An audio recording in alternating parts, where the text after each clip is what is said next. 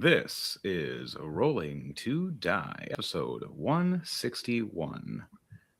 Right now, we are trying to, oh my God, we I are will eat your trying to french fries. get it set up for opening as Thunderbase is actually here with us live. He's that gentleman in the backyard. In the background.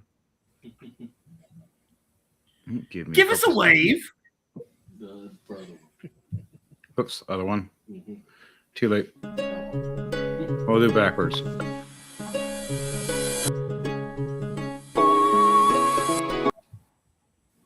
Need to buffer it for 1 second, but right now we'll do our introductions for Rolling to Die, episode 161 of our hunt. For Red October. Oh, it's the hunt for the golden egg. The golden goose. The golden And egg. trying not to, and we have to also investigate the undead man. That's nothing new. It's D&D. There are lots of undead men in sex. Some of them are good guys.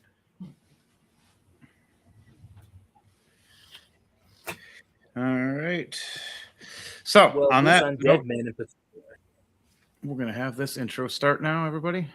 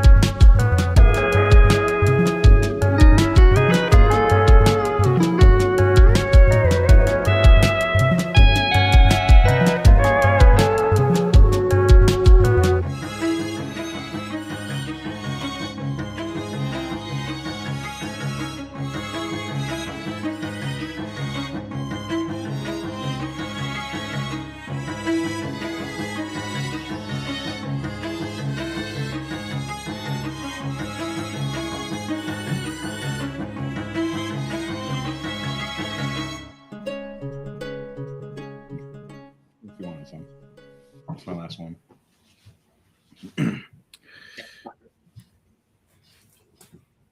All right, guys, girls, and squirrels. I'm your main host here, Henry Ronnie, also known as Mayhem the Heart's Mace, or tonight known as Crom Tomb Crawl. As well as being the DM. Yes. The Almighty God himself is our DM. Don't strike me, please. Only in D&D. How funny would that be if God actually was a D&D player? That'd be- Probably is. It'd be dark if it actually is, and I just keep rolling good nat 20s and stuff. But so on that note, this is Rolling to Die, and we're gonna have everybody else introduce themselves and go down the line. We'll start off with a Trooper and then Sage. Greetings and salutations. I am Dark Trooper, coming through live, currently fixing my boots so that they don't fall apart on me. And I will be playing Ross Weatherby. Let's try to eat his boots.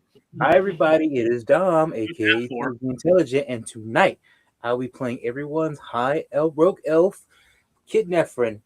Watch out for the arrows. They come in dangerous elements, folks. Nice. Yeah, well, pain in the ass. And we got someone here on Discord that wants to say hi and be part of the show tonight. What's up, everyone? It's Daniel, also known as Finley, back after a little mental health real break. But I am back and ready to join into the fun and the chaos. And boy, howdy, is there lots of chaos. And then, last but not least, am playing as everyone's favorite Fire Ganassi, Edward Knight. It's TJ Thunderbase. right? All right, let's see if I can get some music going while I'm. And then the train's helping right now, starting all of the fights with us.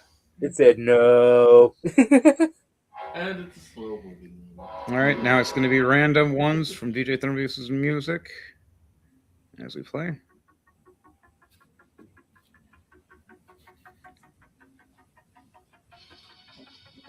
Yeah.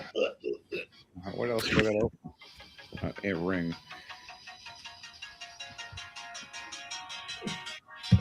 All right, you guys hear that good?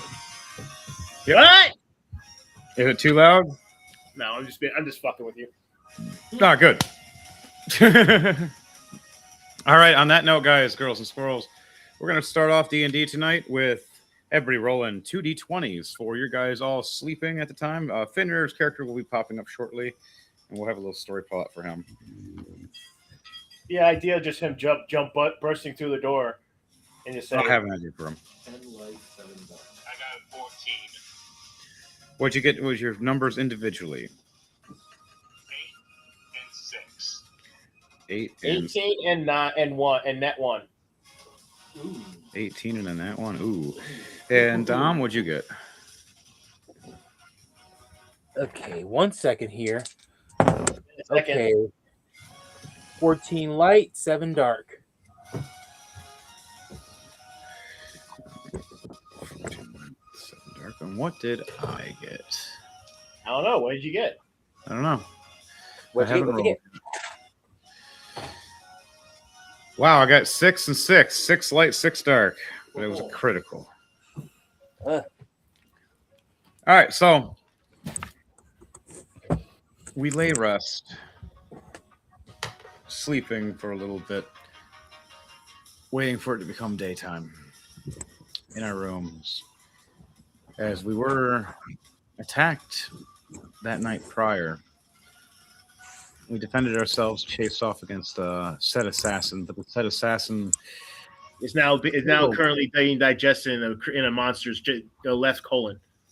there's several monsters' colons as it went into the forest at the worst timing while injured and not realizing that their scent would be bringing them closer. And the scent of the blood.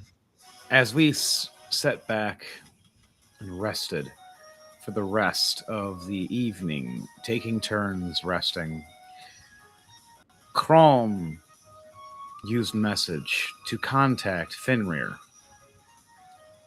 Hey, Harryman, I know you're at the sanctum.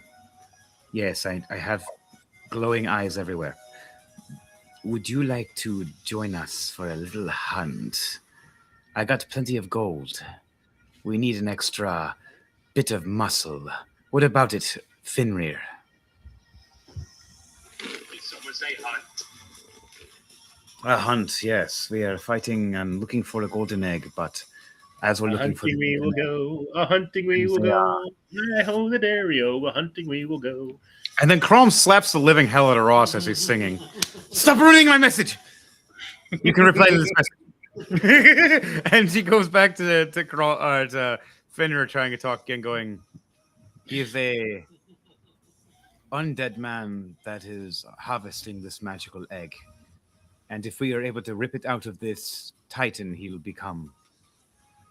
We can save the little town that's offering us lots of gold. Would you like to help? It's the tavern up the hill of Mountain Peak of Mudslide. Yes, I know. Called Tavern on the Hill. Literally, the hill called Mudslide. It's the craziest tavern you'll ever be at. Discount on hookers.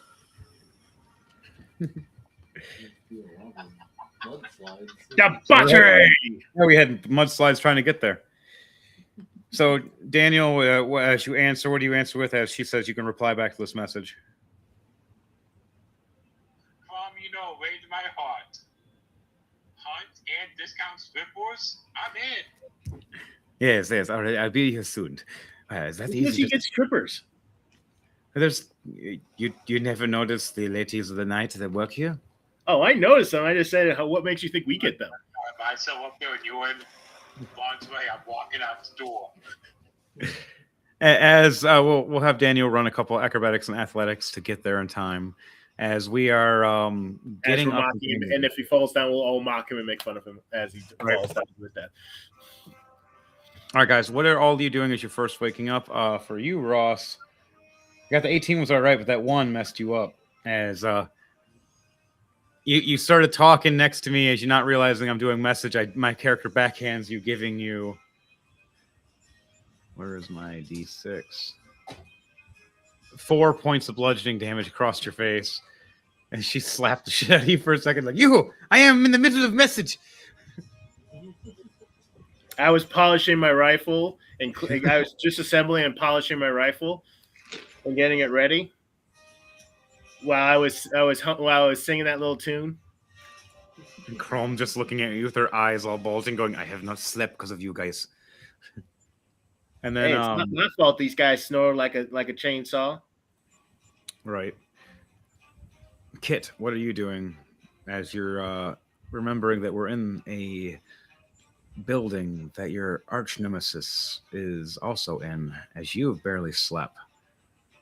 You just keep as you close your eyes, you see him over and over again, this rogue elf from the past that turned on you. What does Kit Nephrim do? What is he thinking? And as he's laying there in bed across the room from Crom, Edward Knight, and Ross. Well, Edward Knight is kind of just chilling in his own shadow realm technically at this time.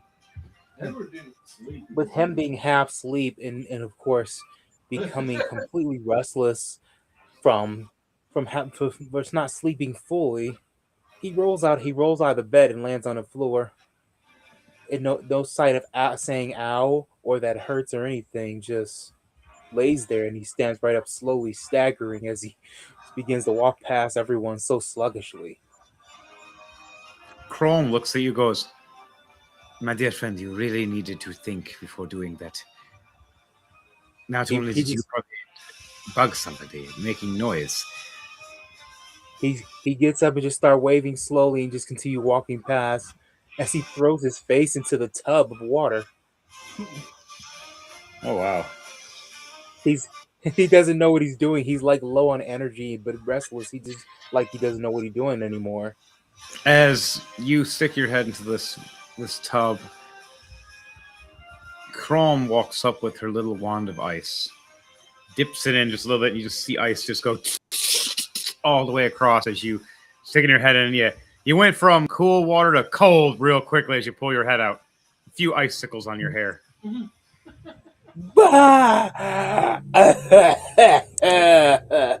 Ross roars in laughter and says, "That'll certainly wake you up." And Chrome looks over going, all right, before we go to the door, let's make sure Edward gives us the signal. As you guys, I want you guys to do a perception check to see if you even see where Edward Knight is. Is my Edward passive Knight, perception enough, or do I have to actually roll? It's 17. You're going to have to roll because he's in a stealth kind of form. What is your stealth? You have a 17 plus 14, 31. Oh, I got 9. I swear to God, if I roll bad this tonight, I'll be so annoyed. Chrome, good. So 15. Okay. with a 31 for perception. Oh yeah, for Kit is the only one in the whole room that can see where Edward Knight is. But Kit's not saying anything really, just paying attention. As All he did was point and find Edward Knight on the ceiling. Ross looks around, doesn't know where he is, wondering where he is. Chrome looks over here, going, "He's right over. He's I He's think a he's dark cloud he's, up there with red does any of you eyes see Edward watching Knight? I think us. he's messing with me Is he again." going to rain darkness? As Kit, you are the only person that sees where Edward Knight is. Edward Knight, where is your character posted watching the door? All right. So as all the rest of us are looking around, Kit leans back, a little bit of frost still in his hair as he just looks up and just sees in the rafters Edward Knight just crouching, watching the door silently. As you see one of rifle pointed at the door, still as can be, as you notice one of the displacer beasts behind him looking at the window, and the shadow Black Panther just coming off the other part of the rafter, just like it's been strolling across the ceiling above you guys, watching you guys. And then this faint claw that's floating right under where Edward Knight is, just in case someone gets too close, the claw attacks. And on the floor underneath you guys is the shadow bounce. Yep. Yeah, you know, you seem like when you look down at the ground, you look, and it seems like you're just standing on some shag carpet. You start realizing it's moving, and then it blinks at you and just shifts away. And we're just going, what? What kind of room are we in? And Crom going, you know, these things follow you everywhere, and it's very terrifying. The only time it gets quiet is when there's light. And I don't like the bright light, but it's the only time I don't hear these freaking creatures. So, on that note, as you guys look, and with Kit with the highest perception, looking down at the door after seeing the light, seeing footsteps walk past first, and then another thing of footsteps, but they stop at the door. Then you guys hear, anybody order ale? Hello? What do you guys do or say in reaction when you hear this knock on the door and someone asking and offering about ale? I tell none for us, thanks. I think we should get a nice hearty breakfast though. I'll have a glass or two. I'm gonna have my shadow look under the door. All right, roll a perception check, but with disadvantage because of the light. You said for perception with disadvantage? This will be for Devontae. His shadow creature is going to look under the door. 15 plus Okay. Okay. With an 18, you see the figures of these brown boots with these leathery straps and these gems across the shoes. It raise up to these black leggings and this red top with a golden-looking sash. And the creature could barely see as it looks tired at the face because of the bright light that's shining down. And sees, it swears like there's a sword on the hip and maybe an instrument thrown on the back. But it looks like he's holding some kind of tome in his hand. He reaches for the door. You see him twist the handle. And as the creature looks to the left and the right, it sees a man to the left and a man to the right. There's 3 men positioned at this door. The shadow creature notices a spear in one man's hand and a hammer in the other man's hand. As this man opens the door and boots the rest of it in. I'm gonna take a shot at him. All right. Okay. And okay. With a 19 plus 12. 31 to hit. Nice. His AC is 25 as he still gets hit even when he tries to step back. The tome that he uses and he's trying to read, and it's starting to siphon fire around to his hand.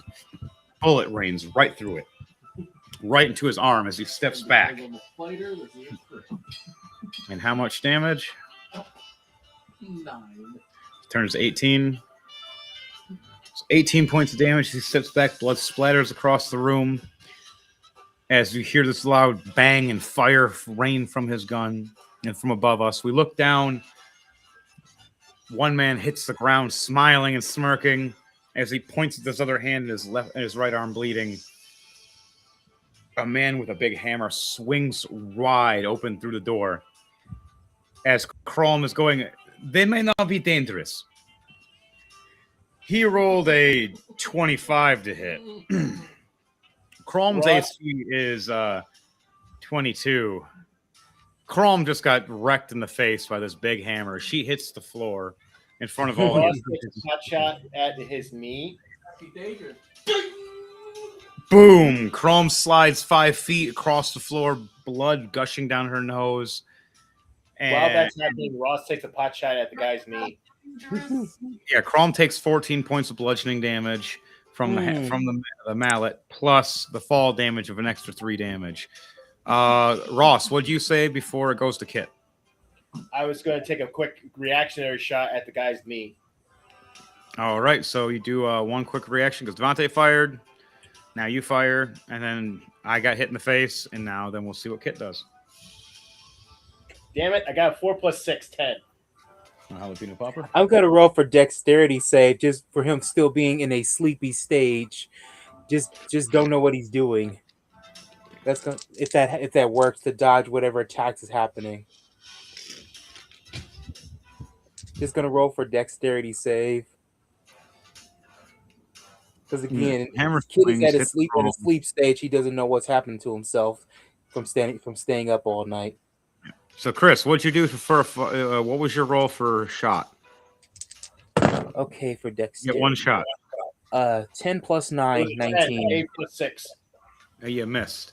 As the pot shot fires across the room, this man swings the hammer at Dom now as Kit. Kit, what was it you were doing? You're paying attention to him or doing what? I did a dexterity save. And what was your dexterity save? A 10 + 9, 19. 19. So Kit rolls on the ground like like it was stop drop roll, just minus the stop and drop, just dodging the hammer first swing. swing he misses with you, but the second swing, a backswing, he hits.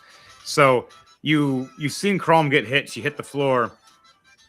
You've seen the Ross shoot past you and miss him, miss the hammered him guy completely.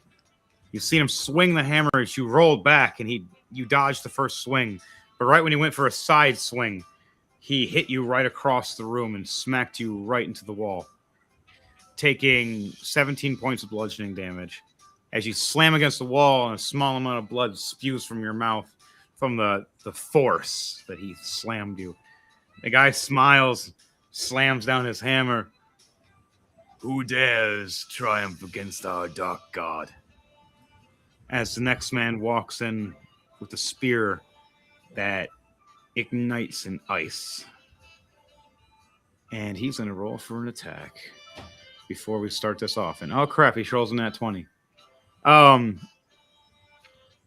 anywho, Ross, as you did the pop shot, this icy, freezing, piercing sensation hits through your arm. You popped your gun, you fired, and then you feel of this ice spike ram right through you like a spear, taking 10 points of turns to 20, so 20 points of frozen piercing damage. As you feel this, the man walks in the room as the other guy stands up, pulls the bullet out from his shoulder, and drops it as it starts healing, as he grabs a small bag of blood and starts drinking it as he walks in the room. Ah, my dear old friend Kit Nephram, you have a squad now, a team. So, this is what you did after I ran you out of our town. You have a shadow monster, a weird Western man, and what? A Kit. Ross sneakily uses his sleight of hand. Can Ross use sleight of hand to sneakily grab a flask of holy water? Not yet. It's still within reaction time. This is you just got speared. You're more attending to feeling a giant icing piercing through your shoulder. This is gonna be a time where actually Fenrir is gonna come in as Dom is talking. So Fenrir, I need you to do those 2 acrobatic checks for me, please. So this is who is speaking to Kit, by the way. Your enemy, the man that that you're freaking out about. Leaf Howell. He walks in with his 2 goons, one that just knocked Crom across the floor and then hit you across the wall, and the other one that just pierced Ross, and then he turned up an ice shield to block Devontae. And then here comes the vampire bard walking in there, talking crap to you as he is your old nemesis.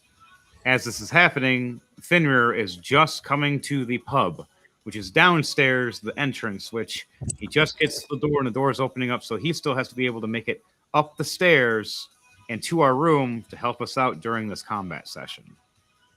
So what are those numbers, Fenrir?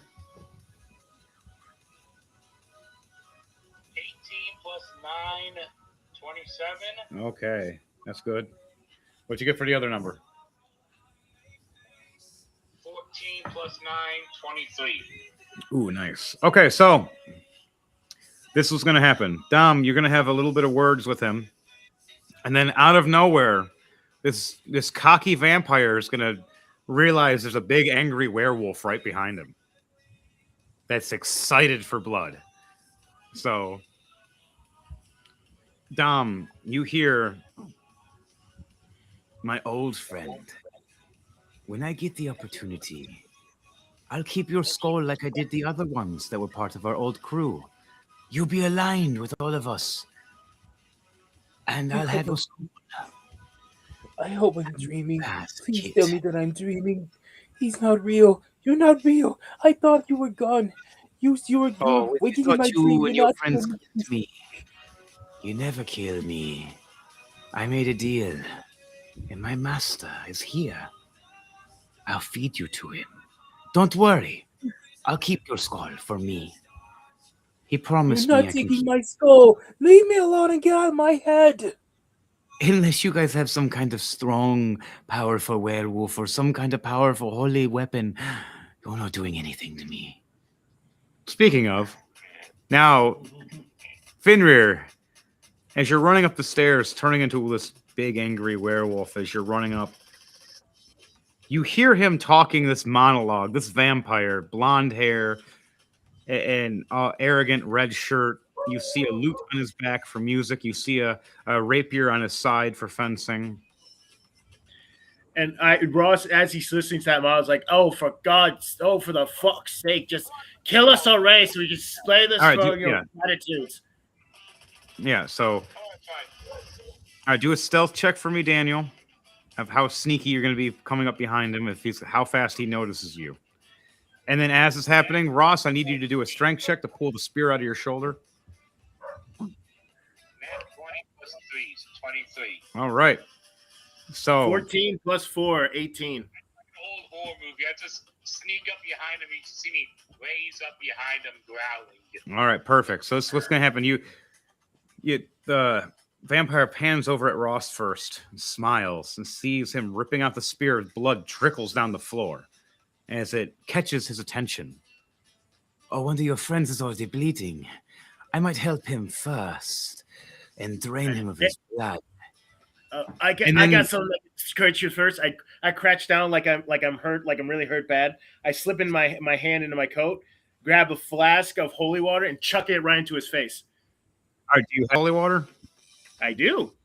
All right. Well, you're gonna have In to fact, wait I- on that for that. We're gonna do this will be a final reaction. It's gonna be Fenrir. It's gonna lead right into it. So it's the thing you're gonna go for, depending on what's your initiative as well. My brain went retarded for a second. So first things first, everybody got their part. Now Fenrir, as you sneak up quietly at first, right behind him and transform, he starts hearing this growling as he looks back and he's like, wait, kid, you didn't tell me you have a werewolf friend. Hang on now. What do you do, Fenrir, for your reaction? You get we get one action before we go into initiative. What is the one action? You're gonna slap the hell out of him, you're gonna bite at him, you're gonna kick him. Do intimidation check. I'm going to use my claws and just smack him across the room. Oh, that's great. Say You see this red-eyed, brownish red werewolf just stand up at like 7 foot plus to this 5'10" vampire. Roll attack with advantage because your stealth was you got a nat 20 on the stealth. So what is your hit? Unarmed strike. Right? Yeah, this will be your claw strike. It gets a +3 for being in werewolf form. You get a plus on the plus. 14. So it's a 5 plus 9 with 14 plus the 3. Okay. 5 plus 9, so 14 plus 3, so 17. you just hit him as you hit him from the back. If it was the front and he would have had a chance, he would have been able to dodge. But because you surprised him, he got hit. Now I need to do a strength check to how hard you're throwing him across to the wall. Ooh, nat 20 plus 3, 23. All right, so you see this vampire slam against the wall right after as Kit's freaking out for a moment, but then he sees Fenrir show up and turn into this big, nasty werewolf and just slap him across the room. As now Kit realizes the tables have turned and we have a werewolf on our side, and this vampire is not going to have a good time. As his two friends that are companions both look over and hiss as their fangs show. Crom finally gets up, and now we start initiative.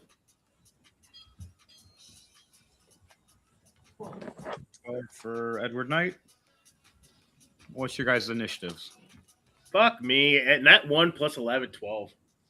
I got 12, so you both got to do rollies. Edward Knight and Ross do rollies. Man, am I going to just roll shit tonight? I got a dirty 20, 9 plus 11. What'd you get? 9. And you got a 9 for you? No, I got an 8. Oh, you got an 8. Okay. All right, so Damage to the face. what? Did Crom get any damage to the face? Yeah, Crom got her whole face smashed by a big hammer across her mouth. Her face all smashed up right now. Up to that, please. What? Hey, Crom, did you get a facelift and a nose job? I'm going to kill you when we're done with this. All right, so as she says it with a muffled voice of I'm gonna kill you. Her lips all swollen. All right, so what's Kit, what is your initiative? And Daniel, what's your initiative?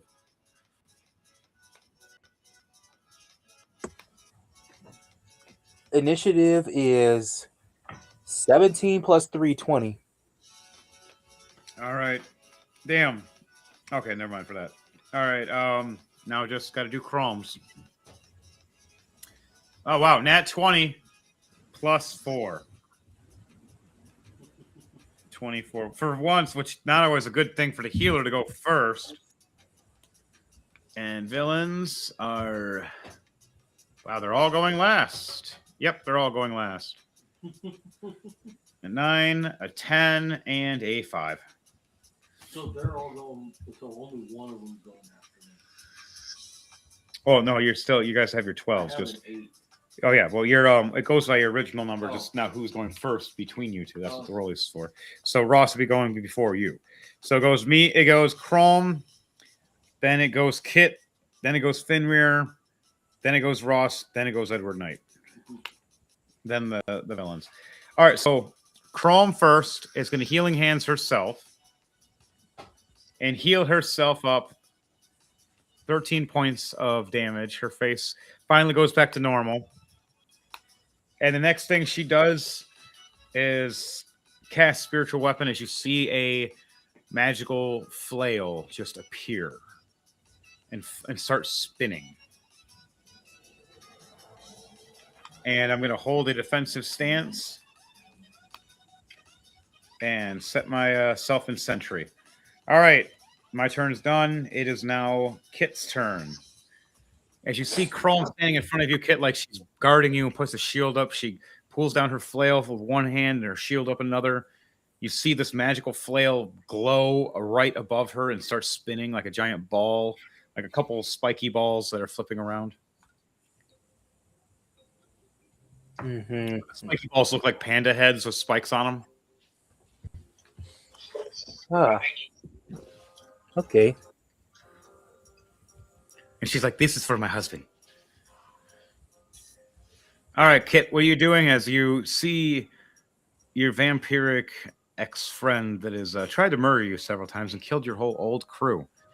He stands up, smiling, looking at you, wiping the blood off his face, as the other two men are growling and hissing at the werewolf. They're not paying attention to you anymore. They're paying attention to Fenrir. What do? You have your action and your bonus action. Depending All on what right. it is, it's 2 or 1 for your action, depending on what. Physical is 2. If it's magical, it's 1. Unless there's a cantrip involved. Okay, we're gonna start with the cross. We're gonna start with an attack with a crossbow. See if I... Let's see. We're gonna go with the first. That isn't it. Here we go. The roll for. I also may have to roll for element too. Roll a d6 for element. Okay, here we go. A nat 20 plus 5, 25. You said a nat 25. All right, 25. And what is this for? To hit? Or Yes. And who are you hitting? The vampire? Yes. The main? All right. Where and what are you hitting him with? Your crossbow? Yes. All right. Roll a d6 for your crossbow to see what element is going to activate. I rolled a 4. 4 is earth.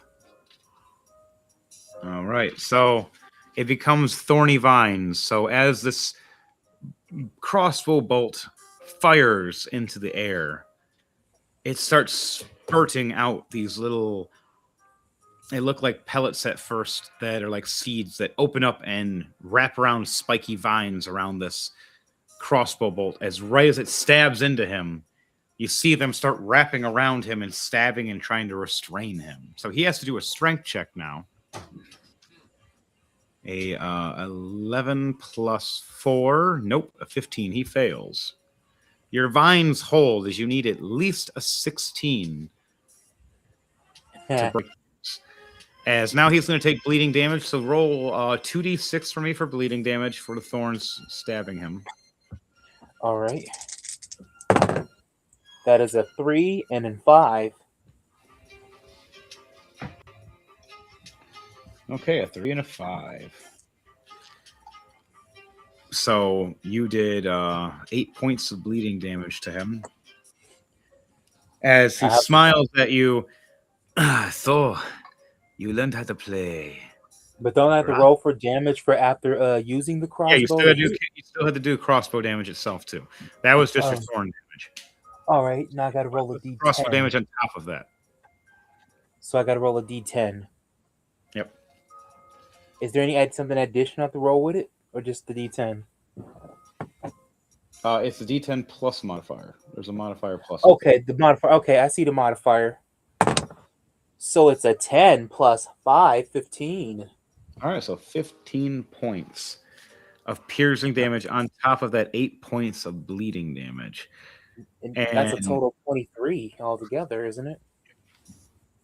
15 and 8, 23. Takes this damage. What was it 8 plus what? It was 8 from the two d6s, and then 15 from the d10. I put them together. 23. That's 23, isn't it? Yeah. Altogether. So 23 points of damage to him as he's wrapped up. Now you can still fire again within your bonus action. All right, I'm gonna use the javelin this time. Yes, I pull the javelin out. All right, I'm gonna ready for roll for damage. Here we go. A 10 plus 11, 21 for hit. All right, that hits. All right, now it's time for damage for javelin. All right. A 6 plus 5, 11 damage. Okay, 11 damage. Piercing damage. All right. You did some damage. Just hurt a little bit. He's more surprised. As he looks at you going, finally learning it, but you're not good enough.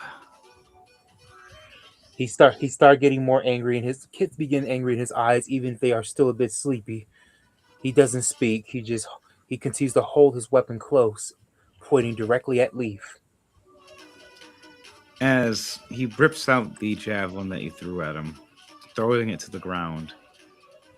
It is now Fenrir's turn. And what do you got, Kit? You think that you can stop me? Who in this room can... Oh, right, there's a werewolf in here. He should rip you apart. But if he doesn't finish the job, I'll do it myself by getting rid of you. Fenrir, I yelled to Fenrir, "Oi, wolf boy!" I chucked over a flask of holy water to him. Sorry. I don't even know how he got in here. He dead now. All right, so... Henry, I yell Yeah. over to Fenrir, yell, "Hey, oi, wolf boy!" I chuck over a flask of holy water with a dexterity All right, of you need You need to do a acrobatics or athletics. Daniel, I need you to do a dexterity check to see if you can catch this. 27, 11 plus 16. Can you hear me, Daniel? 17, All right, there you are. 17 plus 3, and 20. All right, so you chuck this in the air, and he catches this holy water in his hand. All right, Daniel, what do you do with this? Is you catch the holy water in your hand, and you're standing around 3 vampires, and all 3 of them, one's to your left, one's to your right, one's in front of you. You got one with a hammer on your right. You got the main bad boss on the left, which is the one with the sword and loot.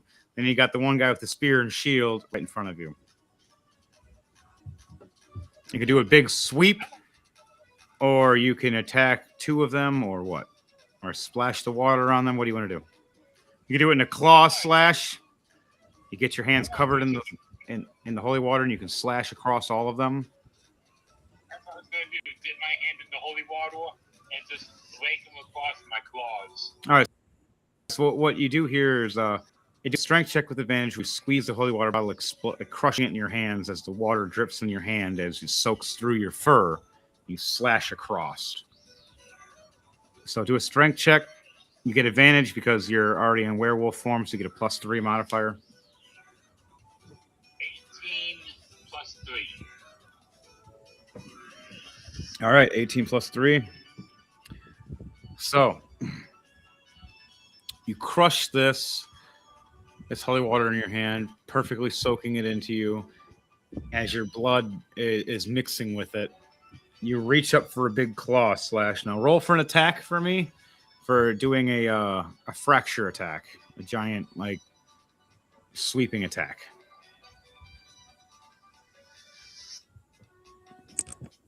16. 7 plus 9. All right. So you only hit one of them with this big sweeping attack, but the other one still gets splashed with some of the holy water. So you hit the guy with the hammer. As he's standing there smiling and smirking, he gets these big giant claws ripping right through his face and chest, bleeding everywhere instantly, like you ripped through him with like it was butter, because the holy water instantly made him burning damage as well. Since the holy Oh, water. it's gonna get there. I was getting there. I was just explaining. As he's clawing and ripping through, as it's tearing, you're seeing smoke billowing through as the tearing starts bleeding everywhere and like it's lighting up. You see him ignite on fire and starts screaming and turning around. The other 2 just get sprinkled a little bit, so it burns them, and they take a little bit of damage, but it won't be much compared. Theirs is the spearman, 8 points of holy damage, and the vampire guy that you're working with, 5 points of holy damage. And the big main guy, I got what damage are you doing, Fenrir? And plus damage on top of that is going to be doubled. What was your claw damage, Daniel? That was 4.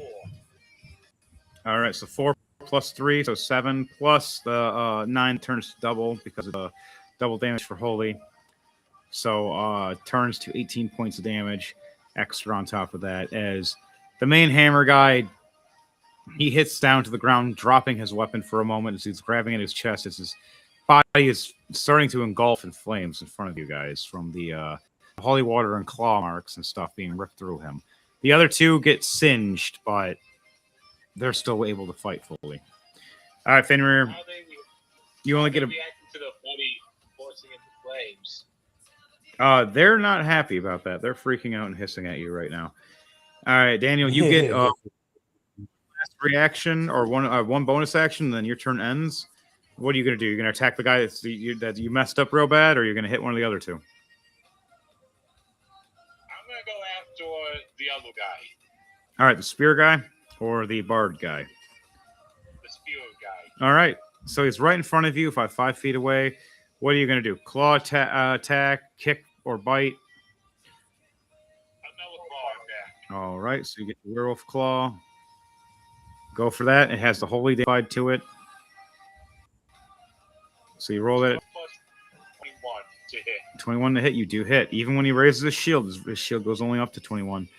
You slice right through this shield he has with your claws.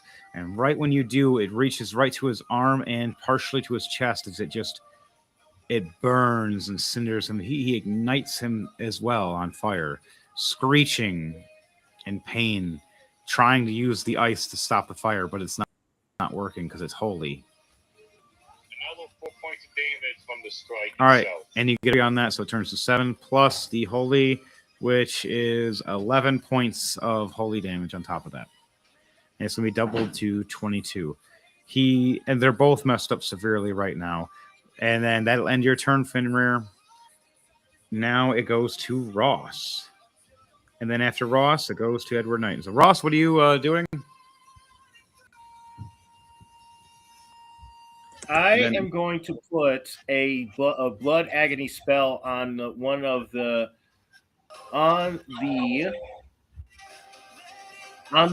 vampire who was monologuing. All right, the bard vampire. You do Maybe that's a curse on him. Yeah. Okay. Now it's a save. What's the save? What am I saving? Read it. Read the ability. Do I have to do a save or do you have to do a roll to hit? As a bonus action, you can curse a creature that you can see within 30 feet of you. Cursing is by swelling until the end of the turn. For the duration, the creature has a disadvantage of strength check and/or dexterity. It takes a D18 Necron damage if it makes more than one attack during its turn. This curse lasts for 1 minute. The curse creature can make a Constitution save roll at the end of its turn and see if it ends the curse itself. All right. We'll find out if it does or not. So you did that for your bonus action. What are you doing for your action? I grab my revolver and draw my straight silver. All right. So you pull out your pistol, or you pull out your revolver, you pull out your sword, and you get ready to attack and fight. Now. Yep. Okay. That ends your turn as you get up close, getting ready and preparing. That means when it's time for a reaction, you can fire one of your rounds. Edward Knight, now your turn. As you're in the rafters. I need all three of them. All right, they're all within the AoE. As long as they're within 30 feet of each other. Yep, they're all within 30 feet. You got 8, got a 5, and a 12. All of them fail, and now all of them are probably They're all laughing. Tasha's hideous laughter. They all start chuckling and laughing uncontrollably. Even the bard, even though he knows what the hell's going on because he does it to people himself, he can't stop it right now until it's his turn. All right, so that was one thing. What are you going to do for that was your action or your bonus action? That was first action. All right.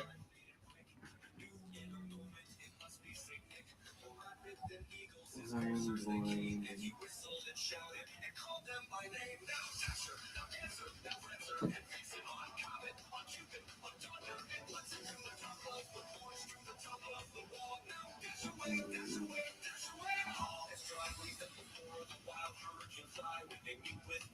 We'll do a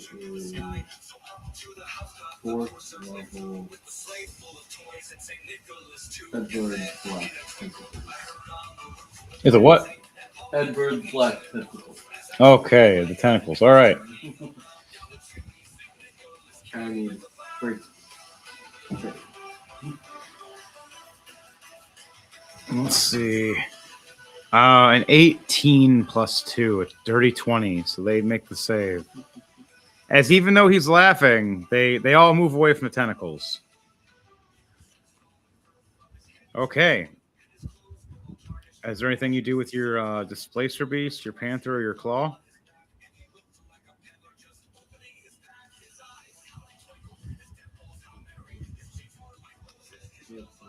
Your claw can attack. You can technically hit each one of these guys with each one of these creatures.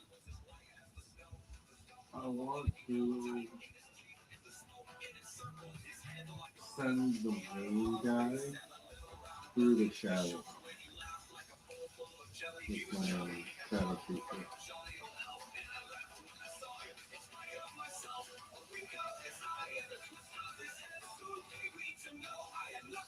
What do I roll for that?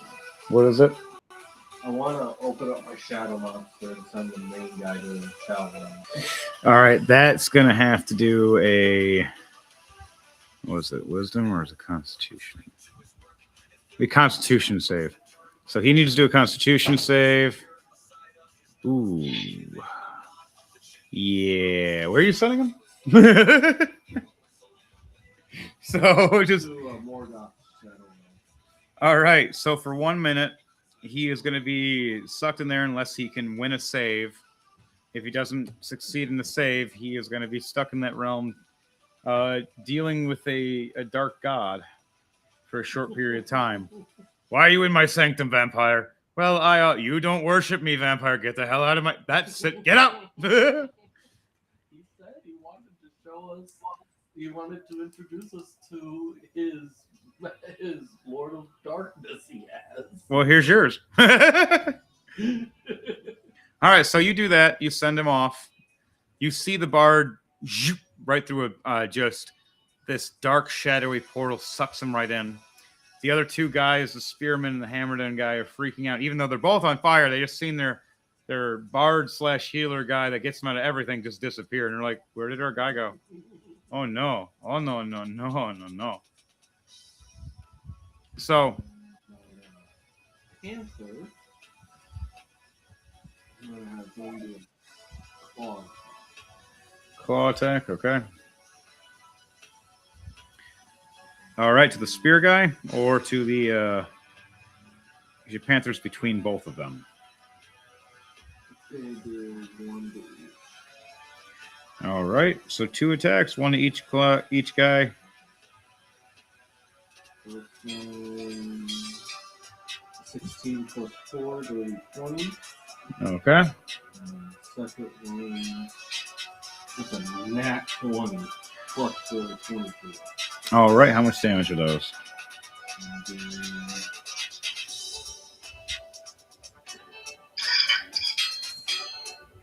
first one is 3 damage. Okay. Second one is 10 damage. Okay. So, they'll end their turns unless you were attacking with the claw. No, for 11. All right, just gonna wait that. Okay. Now it's their turns. So now I gotta see if the guy that's dealing with Morgoth can leave or not. Wow, he's so lucky. He rolls a nat 20, but this is how it's gonna go. He's just like, I don't want to be here. I don't want to be here. Morgoth's like, your wish is my command. Get the fuck out. As the portal opens back up, but it's not so nice when he says it and he points as tendrils open up with teeth. As he takes 10 points of chewing damage as it gets sent right back. As the portal opens up, you see him flying upside down, hitting the ground, taking another 4 more points of bludgeoning damage. Looks like he's in shock because he just seen something he should not have seen. Going, what was that? I thought. The laugh, so he's still laughing. He rolls in that 20 again. Why is he rolling in that 20s? Why can't I roll in that 20s? So he rolls it. He's like, okay. What is with you guys? And who are you working for? Was that the god of shadows? I work with some dark creatures, but man, you guys scary. Like messed up for him. All right, so that's all he could do for his turn because just save and save and save and just take some damage. The next guy, he does not save. He's still burning from the holy damage. That's another 7 more points of holy fire. Is he laughing still? Oh, let's see. Yes, Nat 1. He can't stop laughing. I got to roll for some damage now. He takes 4 more points of damage because he can't breathe. The next guy, double 8s. Technically, he does stop the laughter. But now, On fire still. is he still on fire? The 10. No, he's still on fire. And he's taking 6 points of holy damage. They're getting messed up. So they canceled that one. They did that one. Now they both only get a bonus action apiece. Bonus action for one. He swings the hammer. Oh, that one's cocked. Oh, okay. Damn. It still works. Okay. A 19. So it's a critical for this guy swinging the hammer at Crom. Crom has her shield up. I got this guy. Smacks him. Gets thrown right against the wall. Again.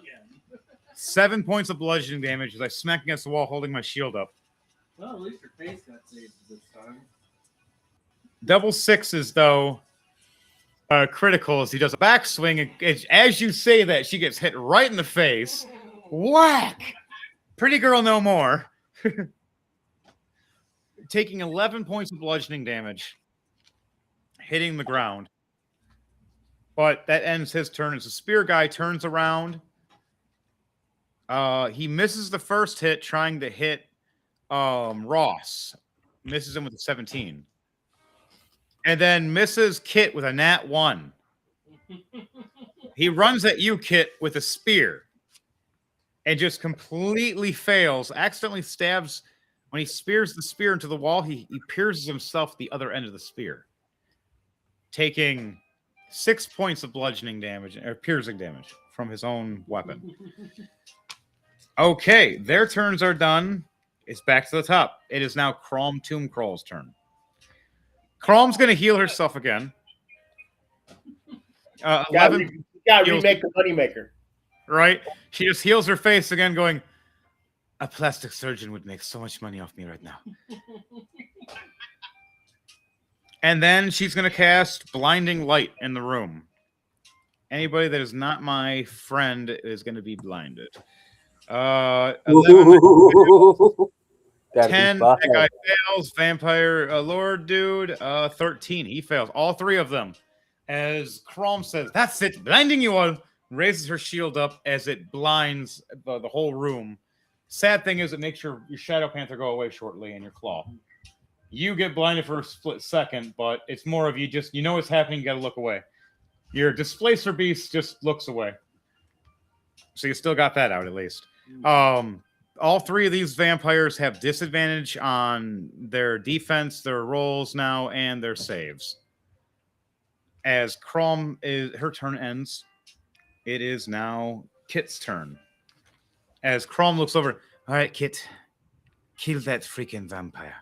He's annoying me. I don't like his laugh. All right, Kit, you're muted. What do you do? It's your turn. Okay, first I want to roll in acrobatics or athletics to do a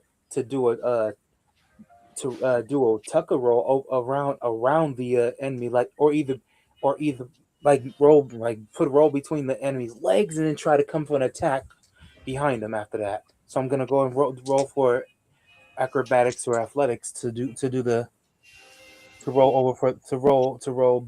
around the enemy, which means if he's standing, it's like going between his legs and then go and turns around behind him, type of thing. So let's see what we got for athletics. Let's see what we got. Athletics and aerobics. Okay, let's see. Okay, aerobics. We have a nat 20 plus 15, 35.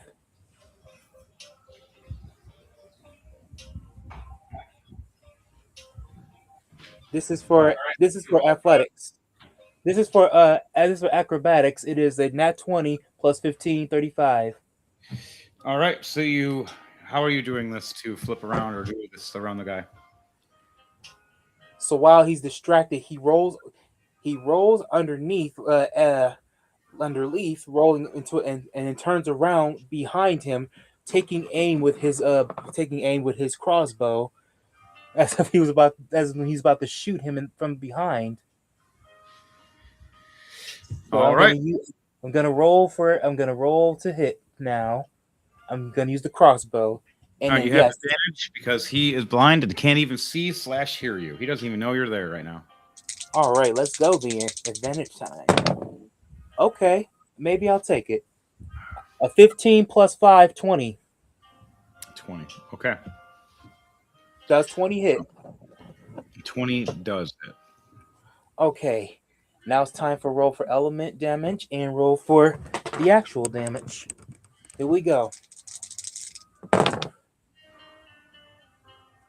For original damage, it is a 6. It is a 6 plus 5, 11 piercing damage. And for element damage, what do I roll for element damage again? You have it at 4 right now for vines. So you roll Uh-huh. 2d6. All right, For for your- that, let's see. And for elemental damage, it is a 4 and a 2. So it's Okay. 6 damage. All right, 6 more damage. He's hurt pretty bad. All right, Daniel, it is now your turn. Well, no, Kit, sorry, you still have one bonus action left. What is the bonus action left? All right, now I'm gonna go for one more. I'm gonna go it again with the crossbow one more time. All right, fire with it. You're a master at it, so you're able to shoot point blank. And this time I'm gonna shoot him and I'm gonna shoot it towards his traps. Another nat 20 plus 5, 25 to hit. Okay, you hit. And now for damage. Uh-oh, come back. No. Get back up here. Sorry for that, folks. Yeah, re-roll it, because that doesn't count. It falls off the table. All right. Got to reroll. It is a 2 plus 5 piercing damage, and it's a double 3 plus 5 elemental damage, which is a 6 plus 5. It's 11. All right, and that's plus the holy burn. That's an extra 6 points of damage. All right, Dom. Now, how do you want to do this to your arch nemesis after all these years of him tempting, torturing, and haunting you for years? So how would you get this revenge? You've wrapped him up in vines. He's blind as can be. Do you let him know that you're the one that executes him as you put that crossbow bolt right through his heart? Yes, I'm gonna go for it. For once you told me that I trained well, I did. And guess what? For what you did, you are executed, Leaf. You are executed, Leaf Howell. I bid you farewell back in hell where you come from. So Kit comes in with an acrobatic flip as he does some kind of drop kick to the arrow to go deep into the Leaf's heart. All right. Okay, so you fire this crossbow bolt into him. His last moments, right after he feels it pierce his heart, and the wood splinters go through, and the vines start ripping through his heart from the inside. He goes unblind finally and sees you right in front of him within a foot or two, and a crossbow right into his chest. And as he does, his eyes roll back in his head and his mouth opens up. His vines pour through his body and ripping around his whole body as he just explodes in blood everywhere, and just vines are all over the floor. As he just wrapped him up with some vines, you shot him with more, and then it literally put vines inside his body as he just explodes with all these thorns and vines everywhere through him. The other two vampires are in complete shock, never seeing a vampire being executed like that before. Kit wipes the blood off his forehead, and he finally feels like he's wide awake now. Whew! I'm awake now. At least it wasn't a Venus flytrap that grew his heart. It would have ate him completely. Even Chrome is going, now that was gross. Wow, you guys are dark. I thought I was mean. All right, Kit, that'll end your turn. Fenrir, it is now your turn. As you still have these two men in front of you that are burning from holy fire, and they're pretty messed up right now.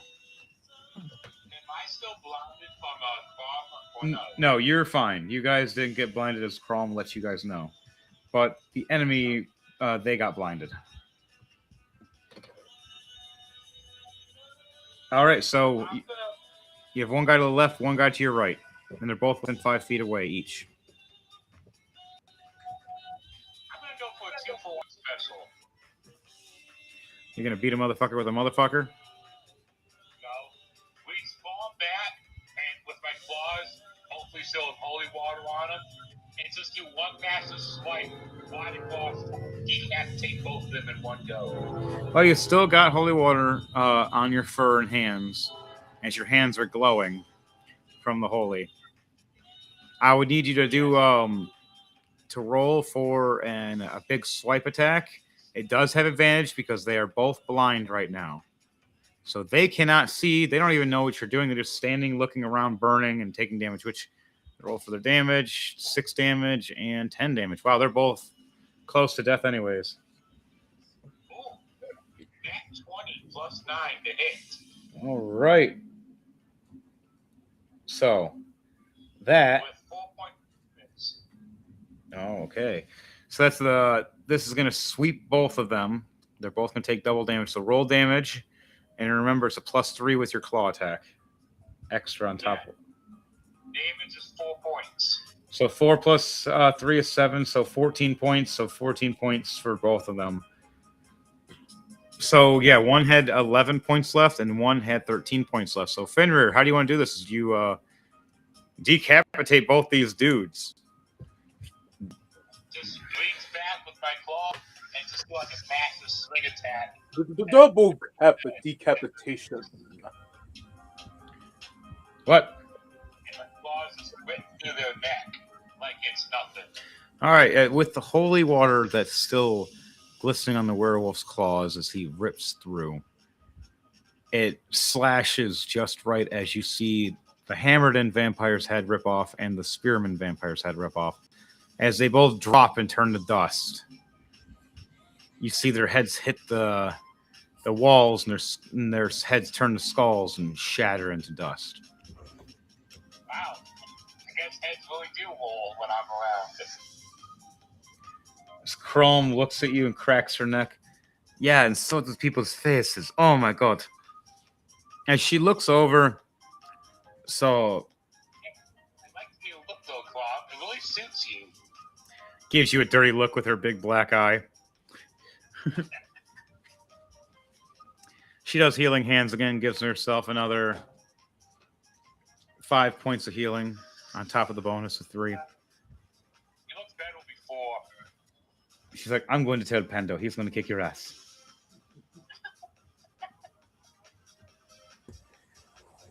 Not Pando. You know Pando's crazy sometimes, especially when he's not in his happy joy mode. I tried to keep him happy joy, but I can only be so kinky. So Okay. after that happens, the actual room service walks up. Hello, you guys ready for... Oh my god, what happened here? As she drops the plate of food and drinks. What Ross did you... walks over to her and says, "Madam, I much apologize for the state of this room and for the trouble you have to go through to deal with this." And as Ross says that, he walks back to the corpses and starts raiding their pouches to see what they got. Damn. She just sees these like skeletal, dusted bodies just laying down as you're searching through. Chrome walks up, girl to girl, don't worry. Vampire guys, they attacked, they wanted to eat us. We said no, we didn't oblige, you had to kill them, the usual. Here's some As well as I'm also going to gather some of the vampire ash because that's going to use as ingredients. Yeah. She slips over 5 gold. You didn't see anything. And she looks over going, the checkout is 10 gold. I'm going to see if she's bluffing. Double 7s. She's bluffing. Now, I know the rate here. I've been coming here for years, sweetheart. I even had the platinum pass, kinky little smile. Oh, that's you. You usually get a different suite. Why are you in this one? The other suite's not big enough for these idiots. And I didn't want them to burn down my favorite room. It was just the fetus Right? flytrap There's no accident, fire. man. There's only holy fire, which holy fire didn't burn everything. It was just a fetus flytrap accident, ma'am. We exterminated it. Kid says it with a big grin on his face. Let's hope it worked. She doesn't believe you. She smiles and goes, "Vampires, I get it. Just clean up, or if they have any spare gold, let me know." She walks away. She didn't buy anything what I say. Crom looks over and does a mass heal word to everybody, healing everybody for 29 points. So everybody's healed. I didn't lose any health points. Well, you're lucky, aren't you?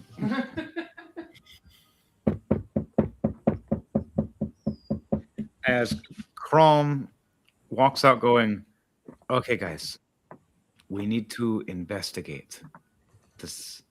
We should have asked the lady what room he was in. Can anybody, Like, what do you think I'm doing, love? anybody find keys over in their equipment?" Now, the thing is, for the vampire that does said have room key, he blew up in little pieces because of Dom. So we got to search the whole room and see if the keys landed somewhere or not. They exploded. The other two guys dusted and they're just laid there as partial skeletons that are falling apart slowly and slowly. So do we roll for investigation to find Yes, this we key? investigate the room right now and see if who can be the one that finds the room key and what room it'll be that these guys were in. Net All 20 plus 2, 22. Well, that works. 15 plus 8, 23. Nice. So what do I find? The two corpses in the ground. All right, as the two that Ross is looking at, he finds 10 gold on one and 11 on the other. He notices that the weapons that they had were bound to them in a way that was like some sort of blood magic, as it looks like they're deteriorating and rusting. But you look over and you see this small pouch where it looks like it has a strange set of keys. And then you look over on the other pouch for the other guy, and you see this gem that just glowing oh so slightly with strange writing. Not sure what it is though. For Dom, for you search around and you look and you've seen piece over here, brain part over here, eyeball over here. You look past your own bed and you see something sparkling in the light hitting through the window. And you see the little key ring with the little leather tag on it. It says like room 314 or 314, and that it is called the Dark Suite. It doesn't have windows. I think I found it. I think it's room 314, the Dark Suite. You're not the only. And Ross gets up as he lifts up. You're not the only one. I found this weird glowing stone with runes on it and a bunch of keys. Interesting. The weapons are just useless now, since I think, according my instincts tell me that they're blood magic weapons. But what could they be doing reserving a room here? Should we Looking for you. investigate? My guess is looking for you. Well, it could be just more than just me, though. What else could they be under looking for? If there's a gem in the key. What do you, Finner, say, and what do you, Edward Knight, say? Huh. That's interesting.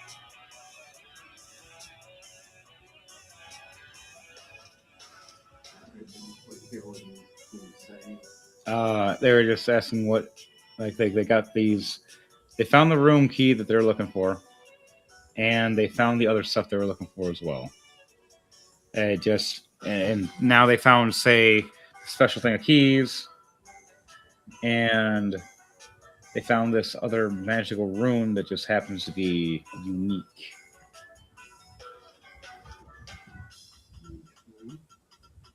Let's say go to the room. I swear, every time I travel with you guys, we always seem to get magical rooms. And either we get attacked in or the room tries to kill us.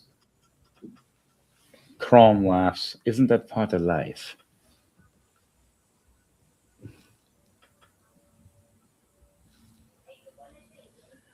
So, oh my god. Seriously, work. You stupid phone. So, Crom walks back in going, all right, let's check the rooms. 314? Let's find it. We head down the hallway. Who wants to be head to look down the hallway to find which room? I do it. I'm heading to the third floor.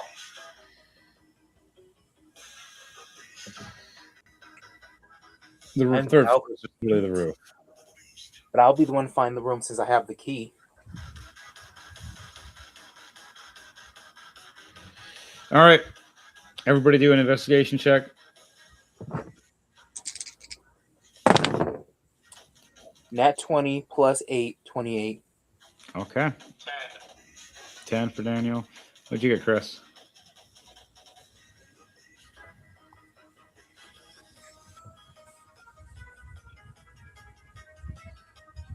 What'd you get, Daniel? 9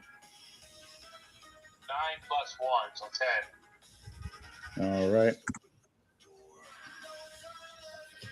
So, within that, Devontae, what'd you get for an investigation?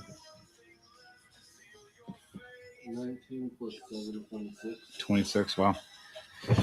And Crom. Yeah, no, she got 11. She didn't see jack diddly squat. So she was following you guys.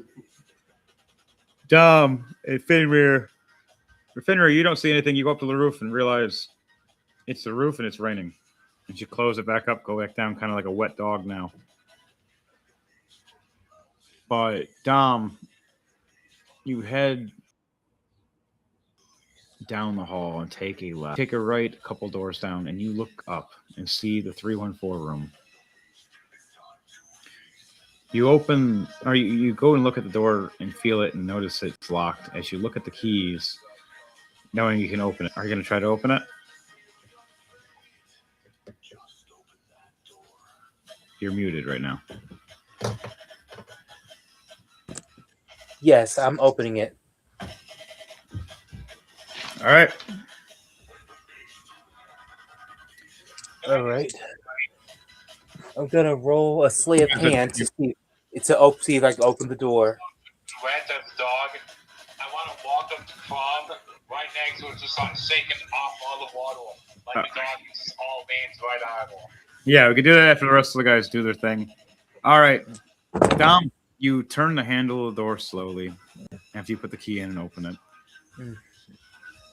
And I Do roll you- for sleight of the door- hand to make sure it would be 8 plus 9, a 27. 18 plus 9, I'm sorry. 18 plus 9, 27 for sleight of hand.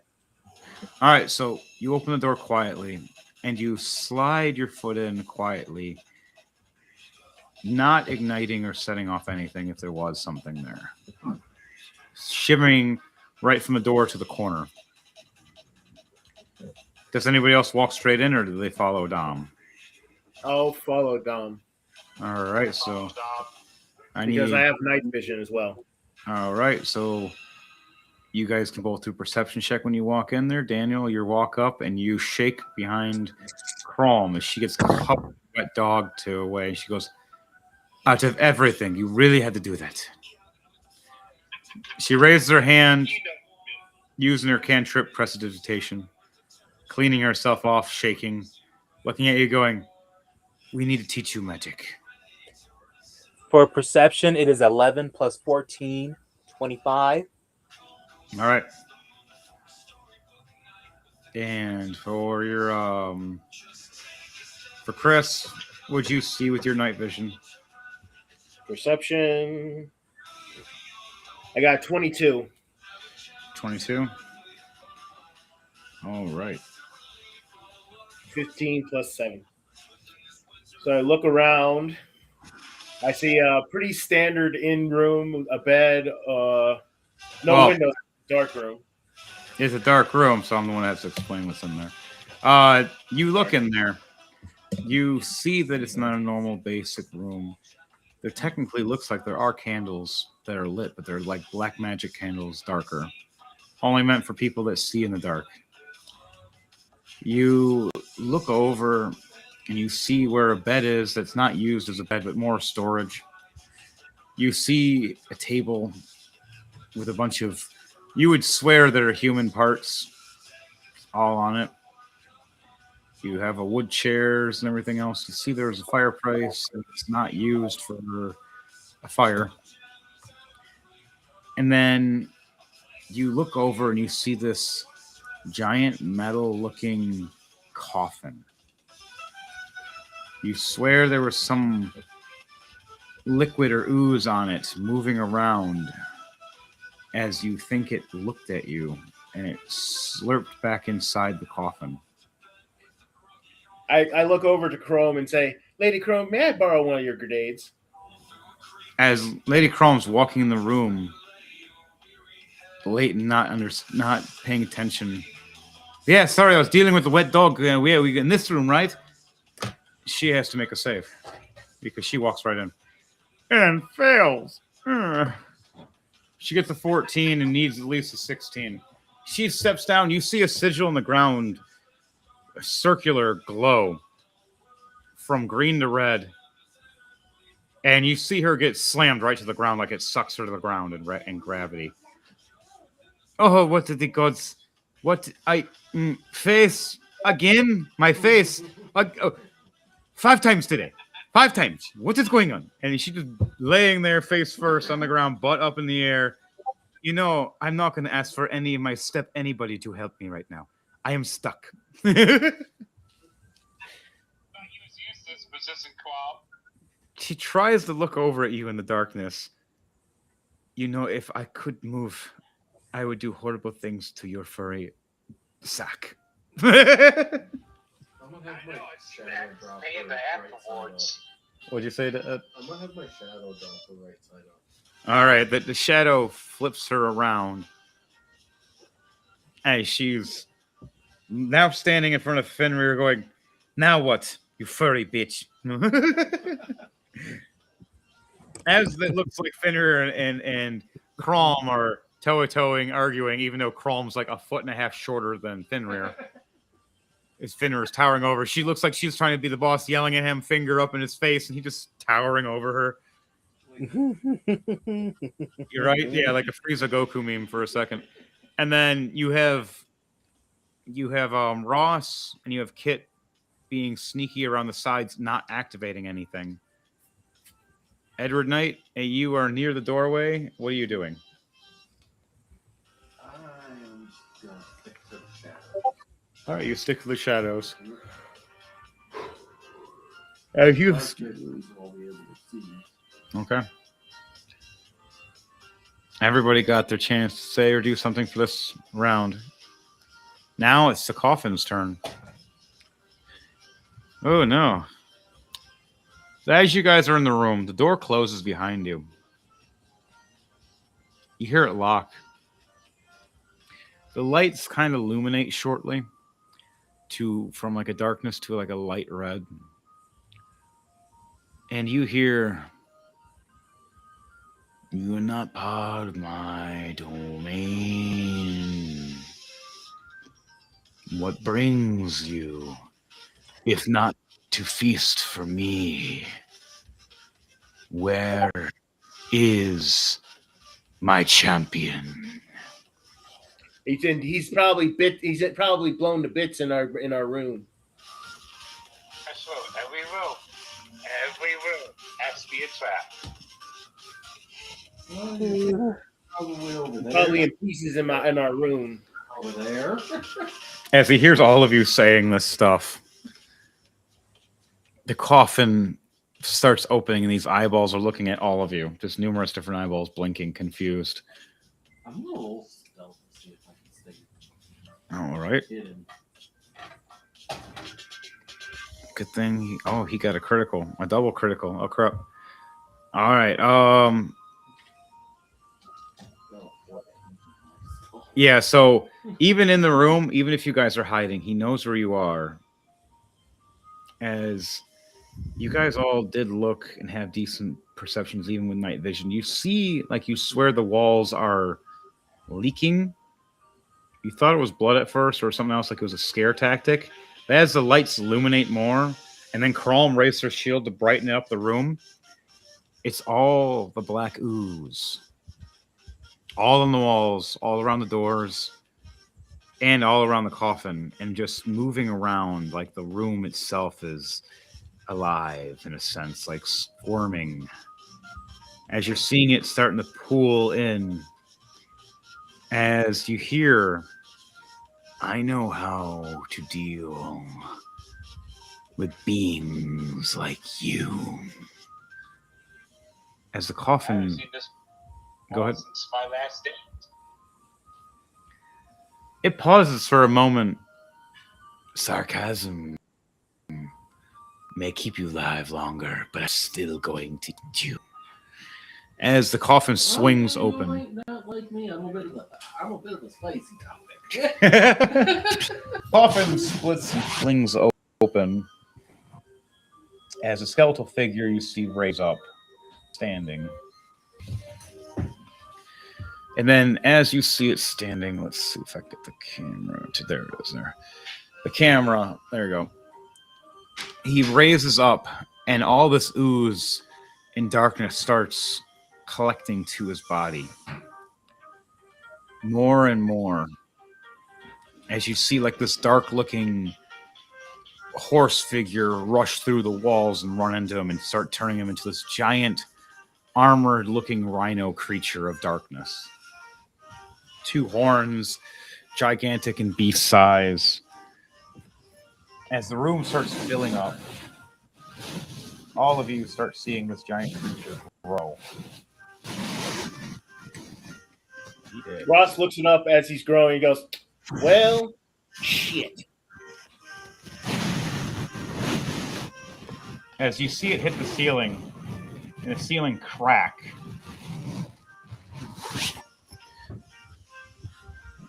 You see Chrome go, everybody, on my signal, run. As she raises up a bottle, and she pops the cork and holds her thumb over it. You see the bottle start glowing. Brighter and brighter and brighter and brighter. Everybody turn your head and run. The door will open in a matter of moments. As she chucks this bottle, explosive holy light, right at this creature. Let's see if she can actually do it, or it just flops on the floor. Ugh. It Oh flops. no. Okay, she throws it, and it gets slapped down by the creature. As he slaps it, it hits the ground. The light blinds it still, the creature, but it now makes an explosion and knocks her on her ass. But she screams for all of you to run. And right as the door swings open, as the ooze lets go of the door. Get out of the room now! As it explodes. This blinding light. You hear the creature, no! Swinging his giant arm, smashing part of the wall and part of the ceiling as it's trying to slam near the door, but it can't see. I need everybody here to do acrobatics, athletics to see how fast you guys vacate the room as he is consuming the room and getting so big. Oh no. We got 31. peace, man. Okay, 16. I got 31. Okay, Ross just gets out. He just books the door open. He's gone. 8-15, 8 plus 15. Whew, that's All right, 23. so Kit's followed right after. So Ross dip, Kit dip, and then Fenrir out there, and then Edward Knight last before Crom. Edward Knight, you get thrown through the door. As the door slides off, you kind of do like a surfer fly off it,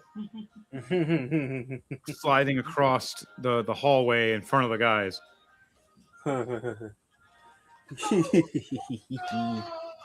Wow. Crawl gets slammed to the wall and through the wall by this creature punching her. She takes 60 Oh my, points of oh my bludgeoning damage, god. and it's not including another 23 points of her falling to from the second floor to the first floor of God bludgeoning dang damage. She's it. calm and right down on a bar table where 3 people were arguing about who's the toughest, who's the best. They're about to fight. They stand up. I'll kick you. I'll smash not one of you. Here comes Chrome. Blood everywhere. Everybody goes, ah! Oh, hey, guys. You guys Screams like little girls. I take money on the barbarian guy. And she passes out for a moment. No, Crom is having very bad luck today. She has been having her ass beat the whole night. You guys are starting to rush down the steps. The guard goes, "What are you guys doing?" I yell at the guard, clear the damn bar! As he says, "Clear the what?" This giant black arm of ooze launches forward, slamming him right. What'd you say, honey?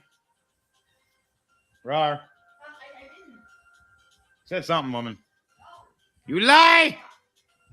So this giant arm slams the guard right against the wall. As it lets go, you see him just kind of like squished like a pancake dead. And we're all like, ugh. All right. I need everybody to try to see if you can vacate out the bar, unless you're going to try to fight in the bar.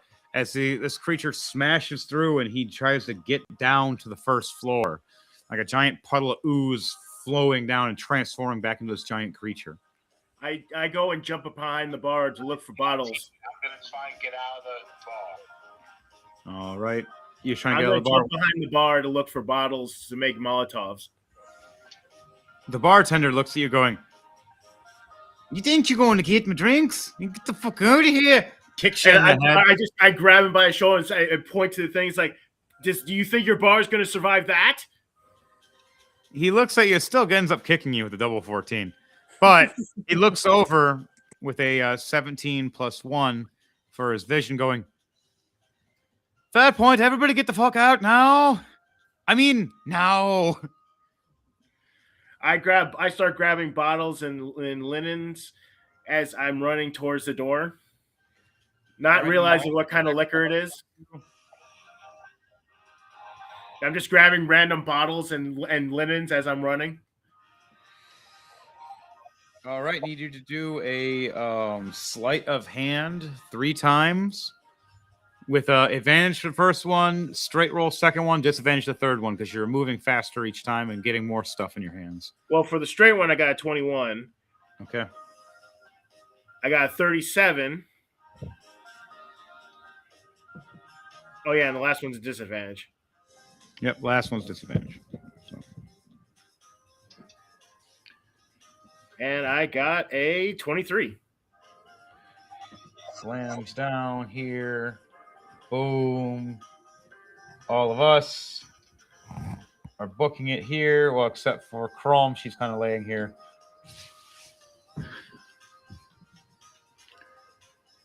Okay. As you guys try to vacate, it slams down, smashing a bunch of stuff. Some of the people try to fight it at first, and they get slapped away as it's laughing in rage. Or since it's Zeus, then it doesn't just absorb them. Some he wants to, some he doesn't. Yeah, only ones that he chooses to absorb. He's not just going to absorb everything because sometimes it may not be good for him. Which he learns that as he's reaching down trying to grab Chrome. Chrome smiles, going, "I've been waiting to be inside you, big boy." As she opens up her pouch of her thinking grenades and has a string attached to them, just like the Joker would. She gets pulled right in and lifts up at the face as the face glows at her. And she's going to say, "What, you scared that I'm going to kick your ass again?" As it opens up his chest and puts her in, she's like, "Wait, no, no, no, no!" As she goes right, gets put inside the chest, all of you start vacating out. It starts walking, slapping a few of the guards around, and smashes through the front door right as you guys vacate out the front door. It's still lightly raining, but only lightly right now. It's not heavy yet. You see the door in front of you fall down and smash as this creature's walking through. As he goes, "I just ate your leader. I just put her right inside, and now she'll die in my dark ooze. What say all you?" As I'm running, I just turn back and yell, "She's done. She's had worse fates, brother." What do you mean she's had worse? As you hear click, ding, ding, ding, ding, ding, ding. And he looks down at his chest, and you see, even in the black darkness, a little bit of light. And then another bubble, and another bubble, and another bubble. And then you hear, and just explodes in little pieces as you see Chrome, Yahoo! Flying out. And seeing a little star, little glowing star in the horizon. Oh no. Okay, wow, this is surprising. Her save, her dexterity save is a nat 20. So as she gets thrown in the air, she opens her wings and catches herself just right. Still a little singed from the explosives, but she still has to take that damage. 27 points of explosive damage she takes. The monster himself, for how many grenades? 16, 26, 21, 21 again, and 15. It just explodes and blows up everywhere at first, except for the legs still standing there. So you got these like 10-foot standing legs right now, and then just no top, and kind of like a half a spine. And then you see Crom fly behind you guys and hit the ground right in the mud. "I'm okay." And she's a little singed as she tries to get up. Okay. We're going to go back to initiative. That would be Crom's first for initiative. We're going to go with Kit next. Kit. Never mind. Fenrir. All right, Fenrir, for Daniel, what are you doing as you see this giant creature? It's starting to come back together. You're going to try to fight it. You're going to try to run. You're going to try to get the guys and secure.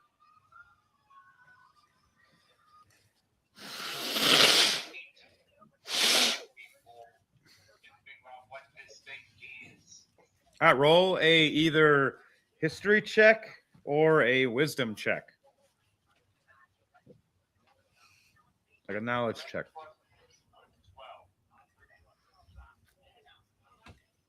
You're really good at history. All right, 23.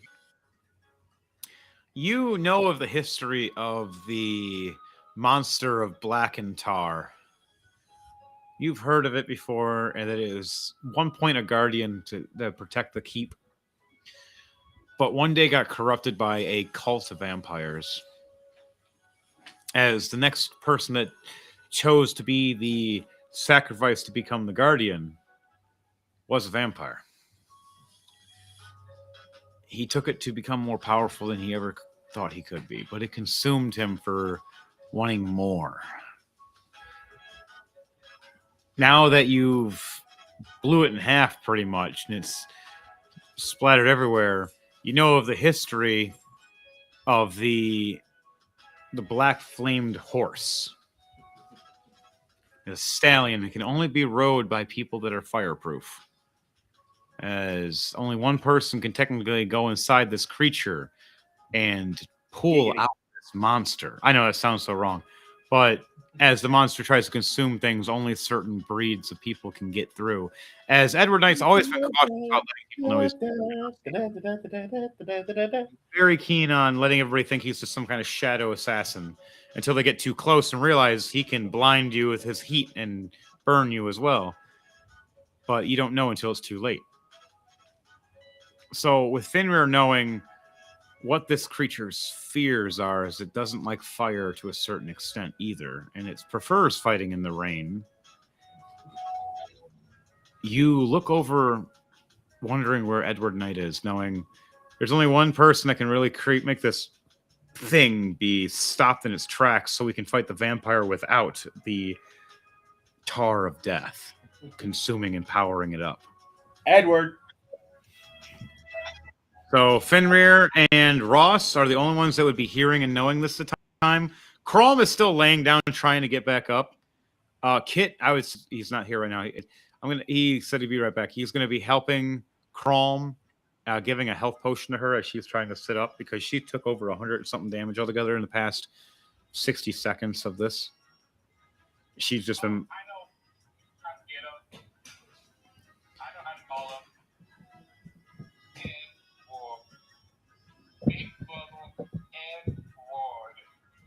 That's dark. That's dark. He just pulled a Full Metal Alchemist. You're a dick.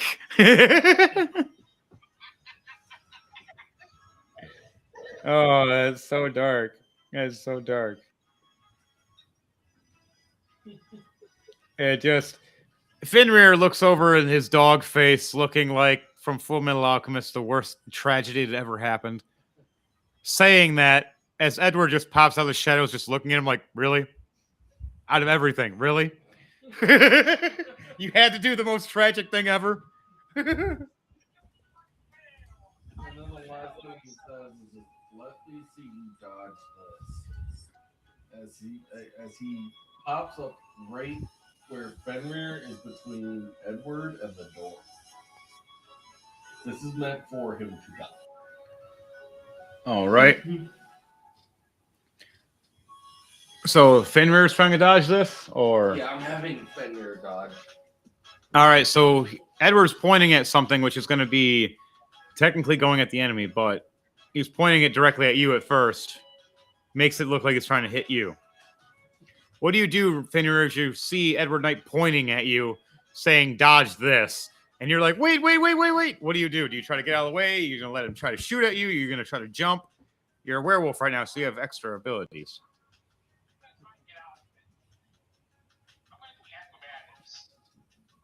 All right.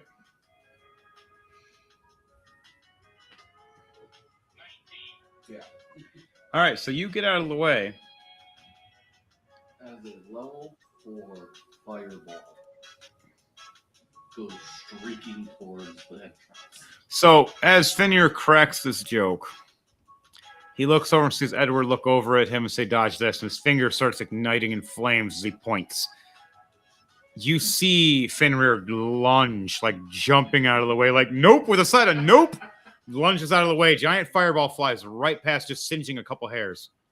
As Crom is just sitting up going, "What is all this shit?" And she ducks. Giant fireball flies right past. Kit ducks down too.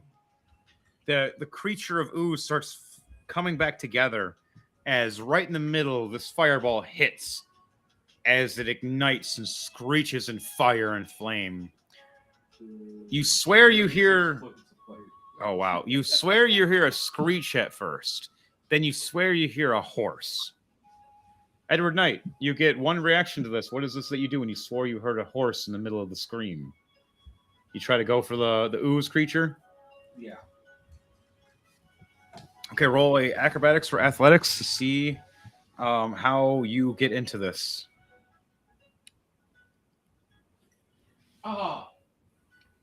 A nat 1? Really? Well, that actually kind of works in a perfect way. You run at it thinking you're going to try to stop this thing as it transforms and spreads around the fire in a big circle as you're running at it. You thinking you're about to jump at its legs. It swirls around and grabs and picks you up, holds your body up in base. It looks right at you going, "You think you're going to crush and kill me with fire? How about suffocation?" As he opens up its chest and tries to shove you right inside him, which is exactly How close am I to Edward? about 20 feet. I run towards Edward after I've made some Molotovs. Yell at Edward. "Edward, catch! I chuck over a bottle towards him. Roll acrobatics or athletics because he's being pulled in right as you say this. 19. All right, Edward, you got to roll acrobatics or athletics to make sure you catch it. Oh yeah, dexterity. Sorry, dexterity check. 16 plus 3, 19. All right, you both rolled 19. That's funny. Right as Edward Knight's being pulled in, his hand is the last thing out as it just catches the bottle. As he pulls it in with him, the flame first gets extinguished. But Edward Knight himself is a fire ganassi. Yep, so I just basically removed the rag and dumped it out. What you do is he pulls it in as the creature's inside, laughing at first. And lights it with his thumb. Oh, well, what happens is he goes, your leader Crom blew herself up thinking it would kill. What thinks a Molotov can? As you hear the horse noise again. And then Edward Knight speaks into the creature's mind, or into it, knowing the history. There's only one way to wake up the flaming stallion. And he looks down in his chest. But you're not a fire ganassi. I've seen only shadows. Yeah, that's the illusion. As he ignites. All right? Illusion! And right when he says that, you see the bubbling and boiling, like the same thing, almost like how it was Crom, but worse. Where you see with Crom, it was like lights of explosions blowing up and getting ready to bubble up and blow up. Instead, you see the whole body boiling at first. Like how you would see something heated up and starts boiling and bubbling and getting hot really fast. All of it starts bubbling. As you hear the creature screaming, no! I can't hold it! As it starts melting away, turning into this giant puddle at first. All you see is a standing skeleton with fangs, eyes glowing, all confused, nothing protecting him now, and just this beating heart inside the skeletal structure, freaking out. There's no way. And from... All right. Well, this is how it goes for you to intro, because you went back into the ooze at first. Now it's the ooze is starting to rise up. But as the ooze rises up, it doesn't shape into a giant rhino this time. Disperses away as it looks like a stallion horse is starting to come from it. As out of nowhere, Edward Knight from the shadows of this fiery horse right behind the skeletal creature pops up. So he smashes through, transforming. Here, guys, you can look at it through the camera. It looks really cool. It does look really cool. It looks very hot. Right? It's literally like a black Rapidash, but more hardcore. So, what was that you were doing, Edward Knight? I was going to use my vocal longsword and slash at the heart. All right. So he uses Vopor Longsword to slash at the heart. So roll an attack for me. A nat 20 plus 12. All right. Because he's a vampire lord in this way, he can't technically die from decapitation. But you said you're stabbing the heart, and that's what you needed to kill him with. As you slice through with this heart perfectly between the ribs, as he looks down at his skeletal structure made of like a special metal, he goes, "But I'm immortal." And right when he says that, you see the smoke coming out of the mouth, and you see the heart turn to dust as Edward Knight rips through it as it ignites the sword in flames through his Ganassi fiery powers. As you all see, if everybody rolls perception, unless your passive perception is over 15. Crom sees it, awesome. You guys all see Edward Knight not standing, but mounted on a horse. As he's sitting on this tall, black-looking horse with flames across the top of its head and the back of its tail. As he's sitting there with his sword stabbed right through, you see the skeletal creature drop down to his knees and shatter into a bunch of pieces. Crom Tombcrawl gets up finally. Okay. Did we kill it? And secondly, Edward Knight, you have a goddamn menagerie now. You have every kind of animal you could think of. And she starts like, you got the pony. I've always wanted the pony. Can I pet it? I'm fireproof too, but not like you. Ross looks down at Chrome and goes, "Shouldn't you be healing?" And she just looks over at you. Kit gave me a healing potion. I'll be alive for a little bit. And she coughs up some blood. Okay, maybe right? She coughs up some blood. Maybe I need a little bit of healing. Just lay there and heal, boss. As there's a bunch of people around us all surrounded and injured too. Chrome stands next to the bartender and goes, "Okay, get everybody in a circle. I will." And she looks over all exhausted, going, "I'll heal all of you. But I need the rest after this. What the hell, guys? Why was I the punching bag? I'm the healer." Quite literally, she was the punching bag today. Right. All right. So she rolls in that 20. Hey, she makes a second copy of herself. As they do mass healing word, making everybody heal 37 points of healing. And she's sitting there going, "I'm still not healed. It's going to take me a while." Edward Knight over here doesn't touch. Crom almost died. She freaking had 20 hit points left, just smashed and crushed and burnt and beaten. So from there, Crom looks over at you guys going, "Okay, guys, I think we took care of the issue." And then looks over at the bartender. "About that metal coffin." He looks over. I don't see why we need it anymore. You guys can take it. That thing's scary. If that's what's been hiding in here, shit. Take it. Crom looks over going, "I got to make a big portal for this one." As they walk into the pub that's half destroyed, few dead bodies. Crom going, "I can bring him back to life. I can bring her back to life. I don't know if I want to bring that asshole back to life." Ross goes behind the counter and sees if there's any more bottles to take. All right, I need you to do a stealth check for me and a sleight of hand. So first we'll do a stealth. Going Skyrim on this one. 35 for the stealth check and a Damn. sleight of hand. All right. No one knew you went back there yet. Dirty 20. All right. So I'll roll a D4 for me to tell me how many you swipe. Hang on. Roll Exactly 4.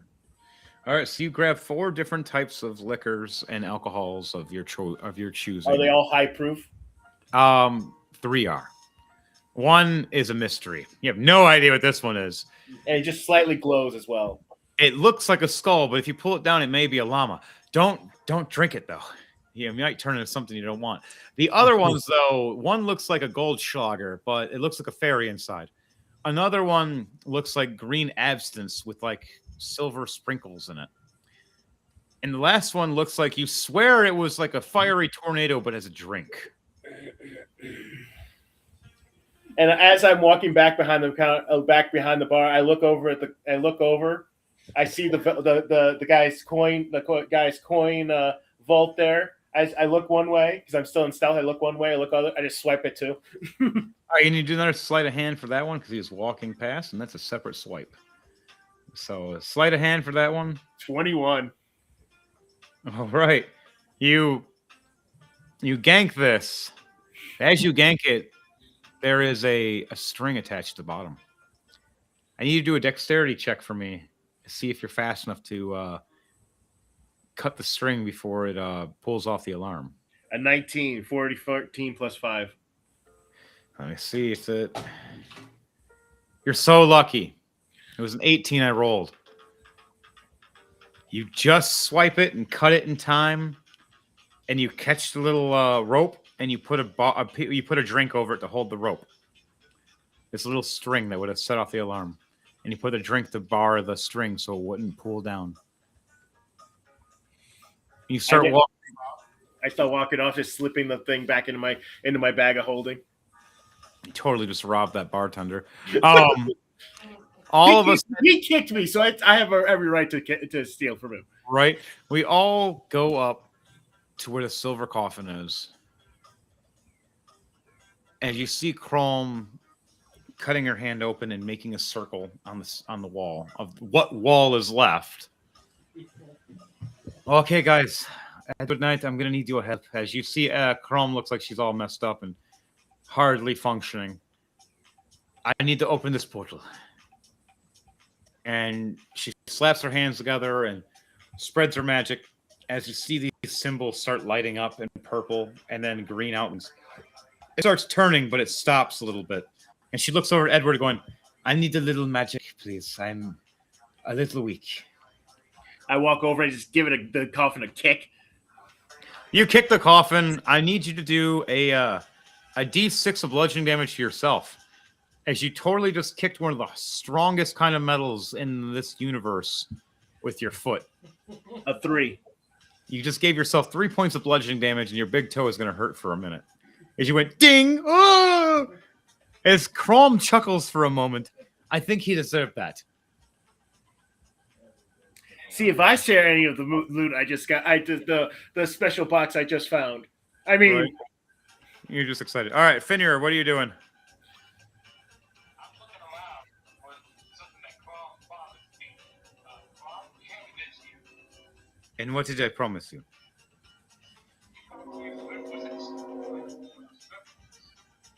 I did promise you hookers. Yes, they're pretty cheap here, but unless you want to scrape that one off the floor or wait for me to bring her back to life. But that one kind of squished against the wall. The only other one is Agnes. And then you see the door across the room, she points. You see this older woman, not too old, but I'd say 40s, 45-ish, grayish kind of hair, but some big, massive knockers, a little thick, and like one of those badonkadonks that you could set a drink on. And she smiles at you. I've always had a thing for wolf boys. How about you come over here and I'll, for saving the day, it'll be free. And Crom goes, hey, whatever, you know, you don't have to come to the kingdom tonight, dude. All night, here you go, here's some gold. Have some drinks. And she hands you, let's see. She hands you, wow, 8 gold pieces. Go have fun. I was going to pay you 5, but you might need the extra 3 for her. And Crom winks and goes, I'll see you next Tuesday. And she goes, no worries, sweetie. You and Pando with me. Just clean up after the wolf man. He smells funny. rolls his eyes. It's like, whatever. I gotta go get some more gear. The portal opens up finally. Fenrir, smiling, rubbing his hands together. Ooh, I'm going to tap that and make it jiggle and wiggle in every kind of language.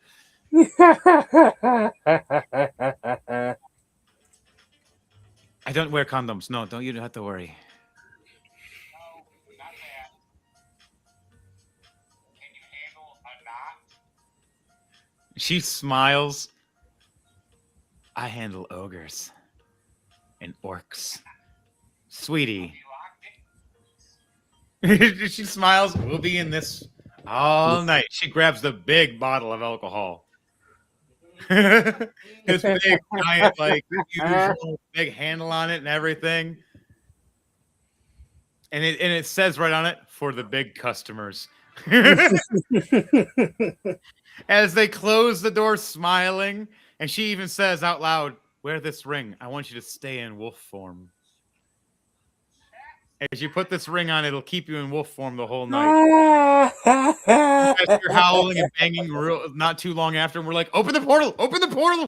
Open it now! I can hear sloppy noises! The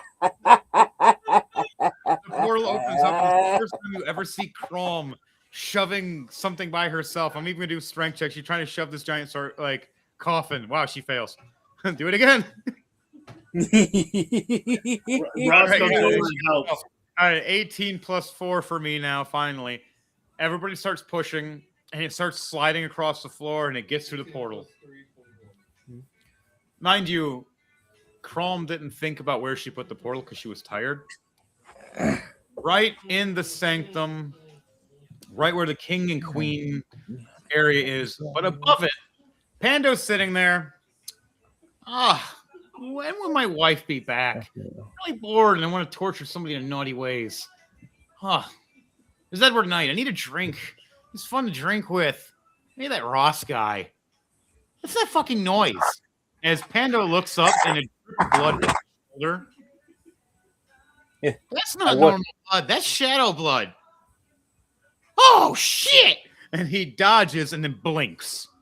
And right when he dodges, he insta blinks. And right when he does, you see both the king and queen chairs or thrones sitting there. And then you see this giant, huge metal-looking coffin that is probably 10 to 15 foot wide slam down. Squish them both and smash. Wood pieces fly everywhere. The one random dude gets stabbed in the eye. Oh, my eye! The one preacher dude. No. Crom scratching her head going, I really didn't think of where it's ceiling or bottom. Oops. Sorry, honey. You hear Pando out distance. Anal tonight, bitch. Oh, no, it's going to hurt again. And then you all jump down from there and get through the portal. As you still hear, as the portal's closing, the craziest sloppy noises from Agnes and Fenrir. Oh my god, it's so noisy. I can hear it through dimensions. Please, someone close that. The portal spits out, had did a noise and spits out Kit. He's like, whoa! And lands right on top of Pando. So the last thing you see is Kit get shot out. Edward Knight fly out with the horse. And right as you guys hear that, Edward Knight fires a firebolt right at the portal as it closes. Kit lands on Pando when he falls when he falls down. And Pando says, tonight's just me and Crom. Sorry, Kit. I don't awkward three-ways are good when I'm really drunk, but I more want to hate fuck tonight. He jumps off the fence. I just got spitted out by a dimension hole. It was not intentional. Sorry, Pando. It's okay. It almost looks like Crom's pussy. I mean, you and your jokes. I think I'm tired now. As Crom gives a dirty look over at Pando, Pando's like, what? After what I've done to it. And she just looks over, shaking her head. Looks over the giant coffin, goes, yeah, we're going to deal with this later. We're going to have this down in the basement. I have a vampire friend. He might think it's fun. Oh, you know it is, sweetheart. I said get back down there. You go back to the lizard kingdom later. They're dragonborns. Whatever. Slither people with their tongues. You have a tongue like that too, sweetheart. As he walks down the stairs, putting his glasses up and his hat, cocking his gun, going, I'm not helping, and I'm not apologizing. Where's that gimp? And he goes back down to where the tunnels are that lead back to the Dragonborn Kingdom, as he has the tunnel system that leads to all the kingdoms that are within teamwork efforts. After that, Crom goes to the healing vats before being tortured by Pando in naughty ways. The rest of you guys, what do you guys do as it rolls out the night for the rest of you guys for this event for tonight?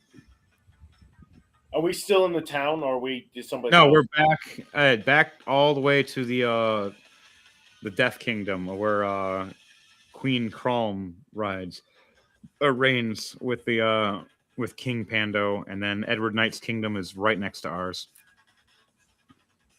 I go off to my room to get some rest and start and inspect my gear. Yeah. Fenrir giving us a message every couple hours. I'm still going, still stuck and locked in. This is insane. I go as far away from this debauchery as this carnal activity as I can, and just go and clean my gear and get some rest. All right. As you do that, and you walk past to your room, you walk past to where the pub is as you see several other characters and sitting and drinking. And You Kit see the had to bartender that you Kit goes would to his drink room and to. finally gets the rest that he wants. Now, Yeah. after that long day, there's only one thing left I could do. He falls backwards on the bed and just went to sleep peacefully. And you get a slap to the face. Hey, You- get the fuck out of my room. As you realize you went into Crom's room and she's standing there in a towel. No, really, get out of my room. How did you mess up and go to my room and not yours? You green little freak. All right, Pando, Wait, and then wait, Pando teleports you wait. to your room, Wait, and then back to wait, Ross. wait, this is not what it looks like. I thought this was my room. Forgive Ross, me. Ross saws this as he's walking by. He just laughs. It's like, ah, ha, ha, ha, little pervert. Quickly As Ross grabs heads Kit's down- neck by his collar and just drags him out Oh dear. as he's still babbling. As you do that, you head down near the pub that's near your room. You're the not taking me to bartender- that pub, you creep. Go. The bartender walks up and looks at Ross, going, "So, my friend, do you go to any of that special alcohol you said you'd be bringing me? That other bartender?" As he looks back and forth. Fuck that guy. Yeah, that guy was a dick. And I just place all 4 bottles in front of him and go, that'll be. I can haggle on the price here. So He smiles, going, "A deal's a deal," and he hands you the special platinum pass for drinking for life. I've been waiting for these. I think you're going to get drunk here a lot. Because it's free and everything now. But I need a sip of each one of these beforehand. I'm not sure about this purple one, though. I was warned about it. In fact, I'm going to give it to Crom. I'd Oh, be careful with the one that had the llama. And I point to the llama headed capped one and I go, I'd be careful with that one. As he smiles and he grabs it. Why do you think I'm going to give it to Crom? As you guys swear as you look in the mirror for a split second, you see Llama looking through the mirror, smiling with a big smirk, going shh, and disappearing in the mirror. It's not 100%. Right Right.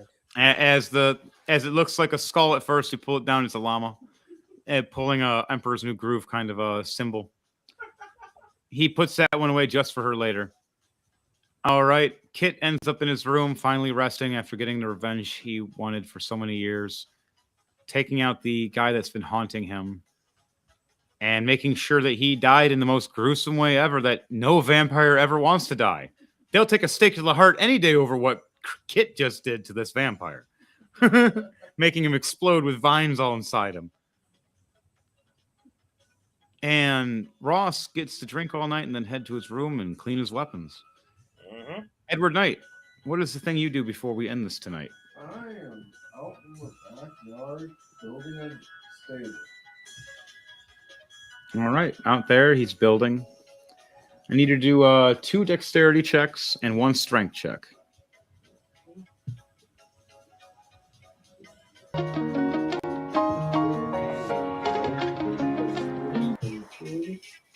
And then the second one, 20 to 4.37.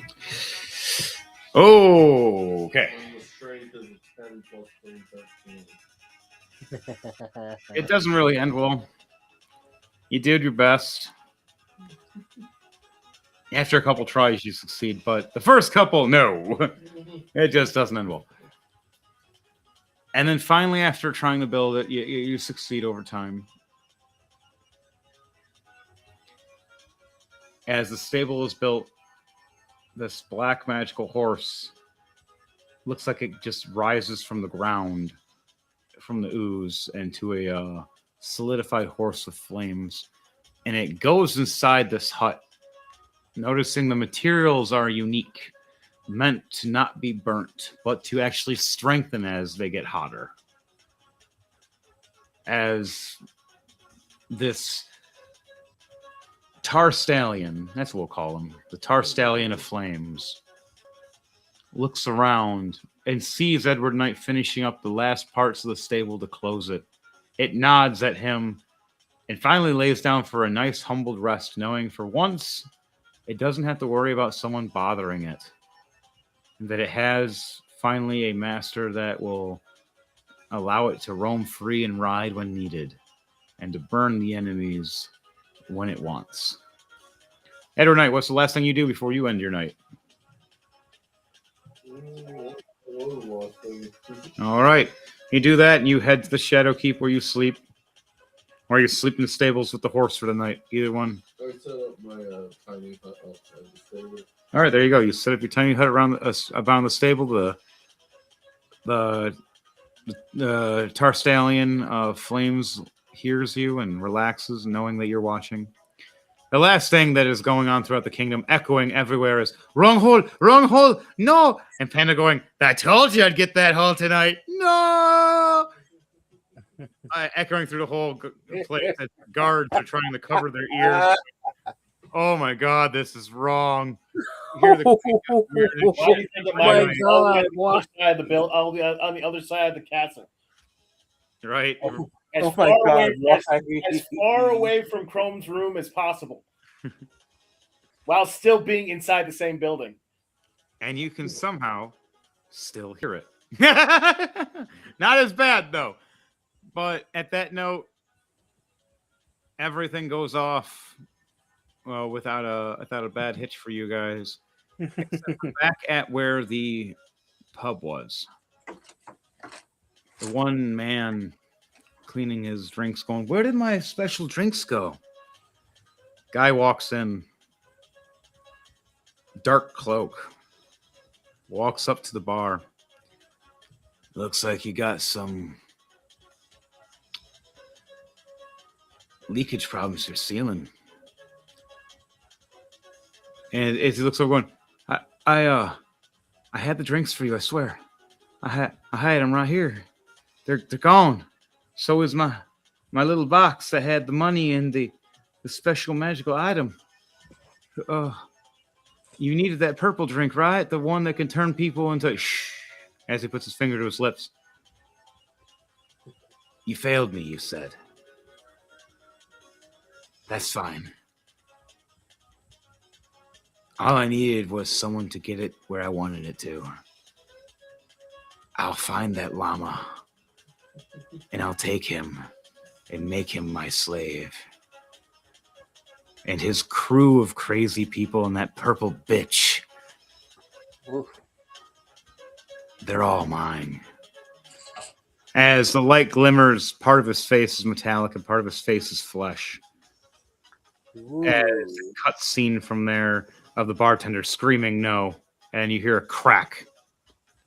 The next flash you see is him walking out the door, leaving the door open, rain and storm, bartender laying there dead, Fenrir still going to town upstairs, the second floor, and then no one else heard the guy screaming no and dying because all they heard is Agatha. Holy crap, it's huge and it won't go out. I can't stop coming. It's like cocaine. And that was it for tonight for Rolling to Die. Sorry, I got a little crazy. But hey, we're more of an adult D&D at times. This was Rolling to Die, episode 161. As we still never found the golden egg, or did we? Maybe Fenrir did. It's maybe Agathis had it the whole time. And on that note, we'll see you guys next week for Rolling to Die at 6 p.m., somewhere around there, to 9 p.m., somewhere around there, if not earlier or later, depending on the story. On that note, remember, we're done with your bullshit. It's crazy clown world out there, and to you all, a good night. Anybody want to say anything before we end this tonight? Good night, so long, today, and tune in on Wednesday for the Chaotic Mind podcast at 9 p.m. Eastern Standard Time. Stay there or be square. Sage Intelligence. Thank you for joining us tonight. Don't forget to like, share, and subscribe, and we love each and every last one of you. So, good night to you all. We will see you Wednesday, 9 p.m. All right, Thunderbase, anything for you? Okay, all right. Fenrir, anything for you before we end this tonight? No, not for me tonight. All right, guys, girls, and squirrels, hit it.